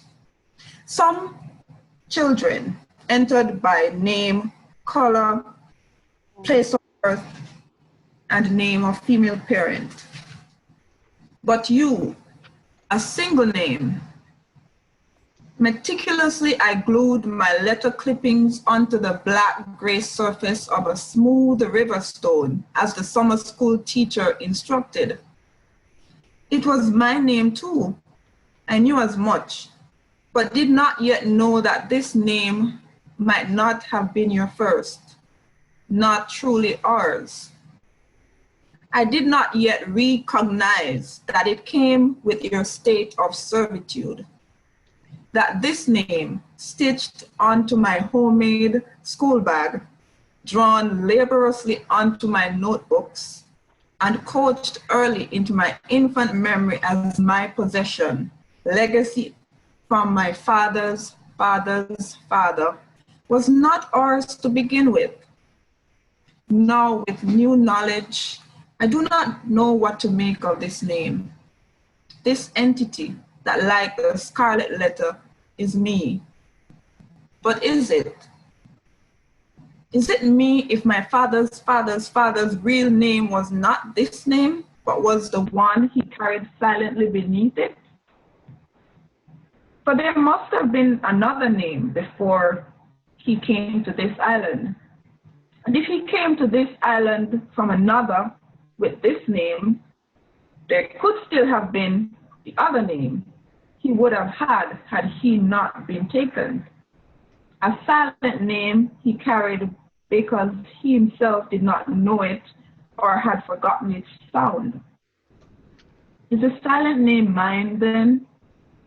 Could it be that even in not knowing the name I do not know, I too carry it beneath the name I have been given? And what does that make me? Who does that make me? I do not know. And there is no comfort in not knowing. In not knowing, there are only questions and suppositions that spin their own tales, never satisfied with theorized answers. There's no satisfaction in not knowing, for it is only in knowing that one is certain that they need not look for more. Knowing is everything then. And though some say forget and move on, it is not as easy as those words flow. What's in a name, they say? I suppose by any other name would smell as sweet. Yes? No? Do all names smell sweet like rain on hot dirt? Feel like the soft silence of a mother's approving smile? Sound like the natal announcement of old midwives? Taste like mangoes, thick yellow honey juice? Do all names look like the first light of day that gives itself to you? Okay. I placed my river stone with its paper clippings of your given name on the monument we created for those we only know by given names. I placed it with other rocks, with other names, cut and pasted by other children who, like me, carry silent names beneath their given names. Like a trophy, I placed my rock against the sun-warmed surface, not realizing that rain would eventually wash the clippings from the rock, strip the given name away, leaving the stone as it was, holding within itself its own identity, everything it truly was, no longer hidden. Okay, thank you very much. The next segment is actually the last segment, and I'm gonna say quite quickly that we have gone over our time, but I would like to ask the audience that's here to stay with us. I think in some sections we really became so immersed that we let the time slip away from us. And so we have some very other powerful poets coming up next and short story writers. And so I'd like to ask the audience to bear with us, and let's just finish out this section. And thank you, Biko, very much for moderating that section. You did a wonderful job. I'm going to ask Elaine Jacobs, who is going to lead this segment. Okay. Yes, good afternoon. You know, this is such a rich and wonderful event. You know, while in pandemic lockdown, I watched on C-SPAN a similar event like this, and I fantasized about seeing such a thing here for us. So Alscess, I want to congratulate you for bringing this to us, and indeed for this reimagination of their Lit Fest. So in this segment, we have Brittany Gabidon. Please forgive me if I mispronounce your name. Joanne Hillhouse, Positive Nelson, and Raquel Wiggins. We begin with Brittany. Good afternoon. Okay, so I'll be reading 2 poems that were published in volume 33. The first one is Birds Who Dare to Sing. And around this time, I was exploring the concept of transgenerational trauma. So this was written in that same vein. But yeah. Birds Who Dare to Sing. We watch our father harrow the hummingbird. I see the branches creak, crack, fall from high, but I only hear the hummingbird screeching, screeching as she watches her babies yoke before they can bleed. It is a morning bloated with sun, and I find myself softly whistling Sunday songs. He chuckles, calls me his little hummingbird, and I am afraid of my father. Okay, that's the first one. And the second is giant sleep hair. And how to explain this? Basically, it deals with imposter syndrome. That's when you feel like you don't have the right to be in a space, that you have not earned the rights, whether it be because of insecurities or otherwise. And yeah, but it's more in a context where that insecurity comes from outside pressures or the environment. So yeah, all of that, I guess, metaphorically placed into a nature environment, scenery. Okay, so giant sleep hair. As if the sun had squeezed his roundness into the wet valley, all hills stood asleep, and the giants within them. Yet, I rose no higher, exhaled no fog, sprouted no green, nor bore fruits from the depths of me. Instead, I, river, was bent to rush past the feet of giants, was made to run, to run, to run from hills sleeping. I opened wide my mouth for their sons at their snoring beckon. And that concludes the second poem.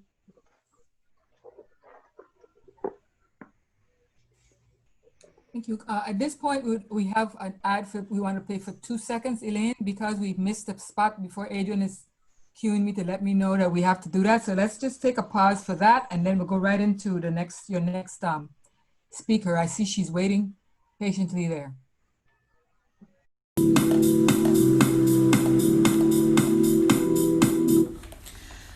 Davis salutes the 34th publication of the Caribbean Writer. Some 33 years ago, Professor Erica Smilowitz pitched the idea of the St. Croix sponsoring the Canute A. Broadhurst Award for Short Story Writing. We thought it was an excellent idea at the time to foster and highlight fine literary works. Davis has happily done so ever since. We wish much continued success to editor Alscess Lewis Brown in publishing the Caribbean Writer. We are confident it will be yet another great literary keepsake. We send our hearty congratulations.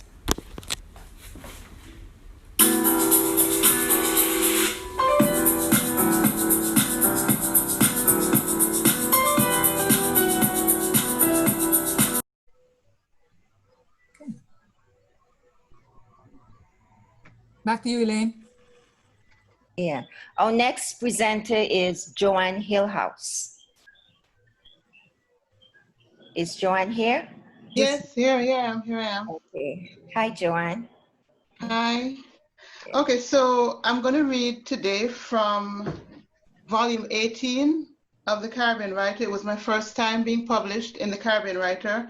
And I'll read a small excerpt from a story called Rhythms, which is about the space a mother finds herself occupying between her husband and her teenage son, and how music proves to be a unifier between the two.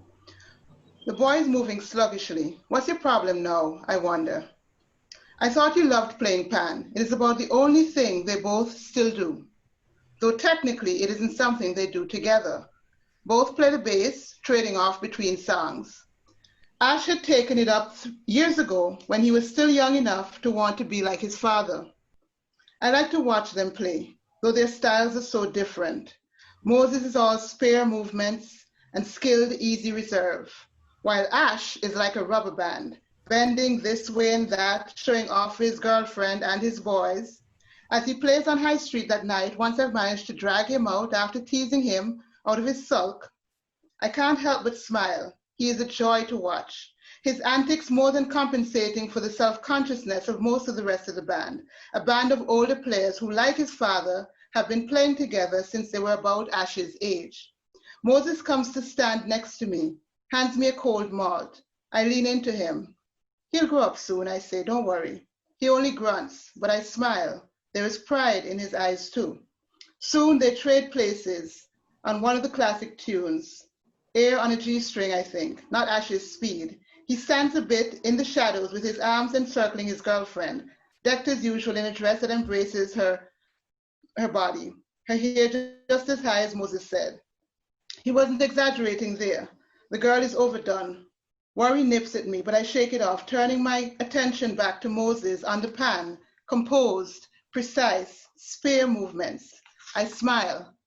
They're soon back in party mode. Latumba's Hitman, #1 Hitman jamming on.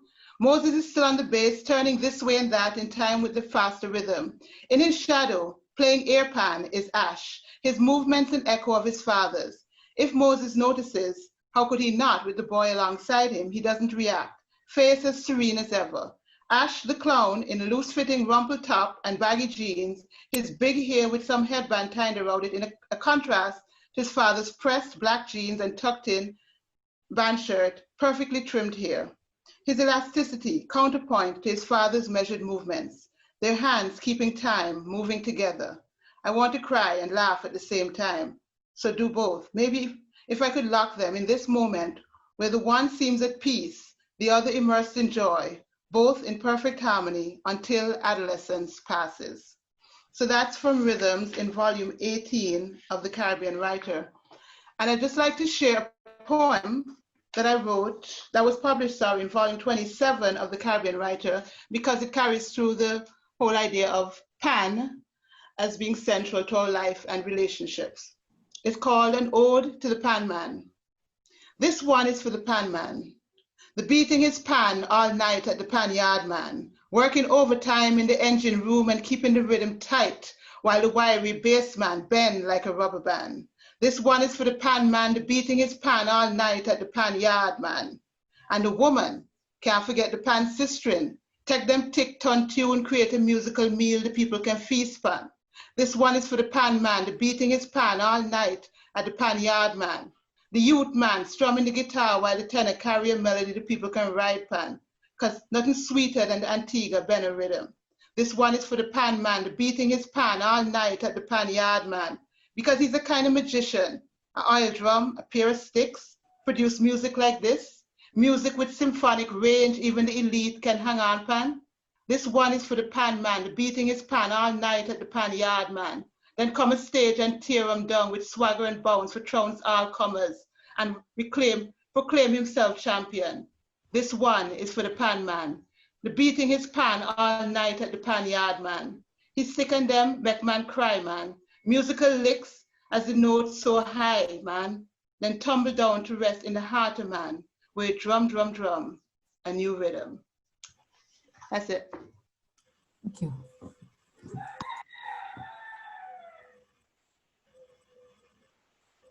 Okay, Elaine, you're muted. You're muted. Okay, thank you. Thank you, Joanne. Our next presenter is Positive Nelson. Is Positive here? It doesn't appear. Okay. How about Raquel Wiggins? Are you here, Raquel? Okay, Raquel Wiggins isn't here either. So what we wanted to do is wrap up now. We would do two things. Elisa McKay is the cover artist. She did the illustration for volume 34, and we weren't able to bring her in the beginning, and she has some commentaries on the work that she did, and we wanted to show the cover and get Elisa in. I know she was here earlier, but I'm not sure if she is here. Elisa? she's not. I guess. May I have the spelling for her first name? Elish. Lisa McKay. I don't think she's here. No, okay, we'll start off tomorrow with her then. And so then we wanted to close at this time. Elaine, thank you so much for moderating that segment. And we want to ask Matthias to sort of lead us in a bit of a meditation here at the end. And thank you everyone for sticking with us and for being such exciting presenters. We had a wonderful time. And it seems to me that that maybe we should go until 6 tomorrow evening, because it seems that we kind of tighten in areas where other people wanted to kind of finish out segments. So we're going to look at it some more tonight. The committee and I will look at it tonight, and we'll discuss that, and then we'll post it so that we can, if we're going to extend it for an hour, we'll do that. But it's 5:05, so we're not too far. We're not far behind. So Matthias, can you lead us in a meditation? And thank you so much, everyone, for coming. You made today a very special day, and we hope to see you tomorrow. All right, shall we pray? Heavenly Father, we thank you for today. We thank you for the University of the Virgin Islands. We thank you, oh God, for the Caribbean writer, its leadership, the committee who put on the Lit Fest, God. We thank you for all the panelists and the participants, oh Father God. We ask, oh God, that you would just continue to bless and keep us, Lord God. And in this time of a global pandemic, Lord, with social distancing and separation, we thank you for a platform where we could come together to share and encourage one another. And so as we go our separate ways, God, I pray for your blessing, but also your protection upon each and every one of us. Lead us back to this same platform tomorrow. In Jesus' name I pray. Amen. Thank you. Amen. Amen. Thank you. Well, you know, I'm available if anyone wants to text us or send us a message for something that they observe.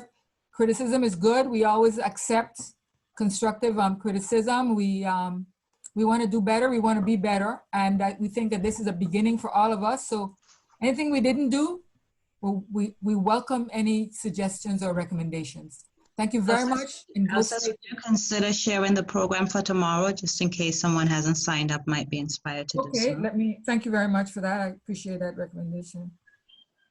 Tomorrow is day 2, Sunday, July 19th. We start at 2, and we really don't have to do the first piece because we did some of that. We'll play, so that'll go quickly. And we wanted to start Tiffany, Yannick, and George's early because 3 o'clock is the graduation at the university and the college in Tortola, and he is the president of the college, and he has to preside over the graduation. So he's asked us to move his presentation up closer to 2 o'clock. So we're going to change the schedule a bit to put Richard George's and Tiffany Yannick earlier that day. And then we have Paul Keynes Douglas. Paul Keynes Douglas is actually the featured speaker for tomorrow. So he'll speak first, and then Richard will come in right after Paul Keynes Douglas. Then we have some other readings. The segment introduction is by Nicholas Drayton. We have Shani Isaac and Bidu Diokim Kat Maharaj. We have Alicia McKenzie. She was here today. I noticed she was here. She stayed with us most of the afternoon. We have a workshop that is just for children and adults. And Oyoka Love will be reading from her book. Charlene Abramson will read. And Neil Milner will read from a book and do a book on writing do a workshop on writing for children. And then we'll have some readings. Carol Henneman will moderate a section. And then we have the closing response. What we will probably do is we play pieces of today in sections where we were thin. So if there are any recommendations for something you'd like to see again, we welcome any suggestions. I do have a suggestion. Can you consider maybe an open mic? Well, just something to consider. We can talk about it. It's something to consider. Yes. And others may just come with something, because most people are home, they can just reach into their computer or wherever and just grab something that they can read, where we may have those We don't have the time for that, but that's a good idea. I think it's something that we could consider. But because of the way it's scheduled, sometimes the presentations are not as short as we imagined. That's true too, yes.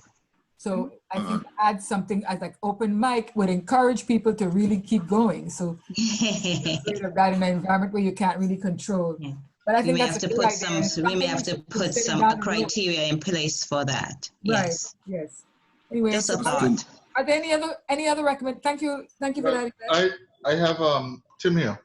Yes. I saw there was a question, comment from B. Pete on Chalkdust's statement about Uriah Butler.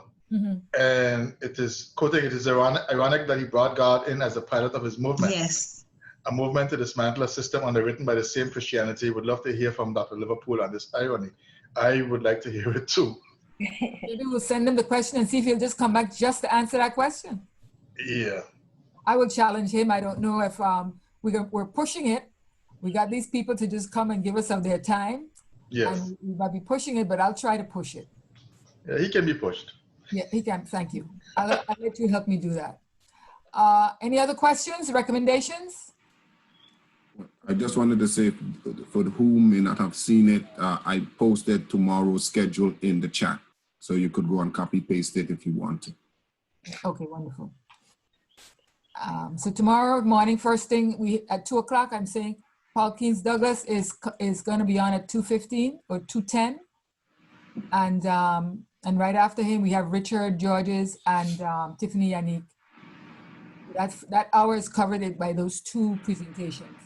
Alscess, I don't know what your maths there, because if he has to go to the graduation at 3, then that's well, it's virtual. I think it's virtual. Oh, okay, okay. So I think, I'm just imagining it's virtual. So well, we're gonna look at it and make sure that my mathematics is not too ambitious, and we'll make sure we communicate with the with our audience and our attendees. But thank you so much, and thank you for coming, and it's really a great afternoon. Okay. Thanks, Alscess. Thanks all. Okay, thank you. Okay, thank you very much. Thank you to all people who came from all over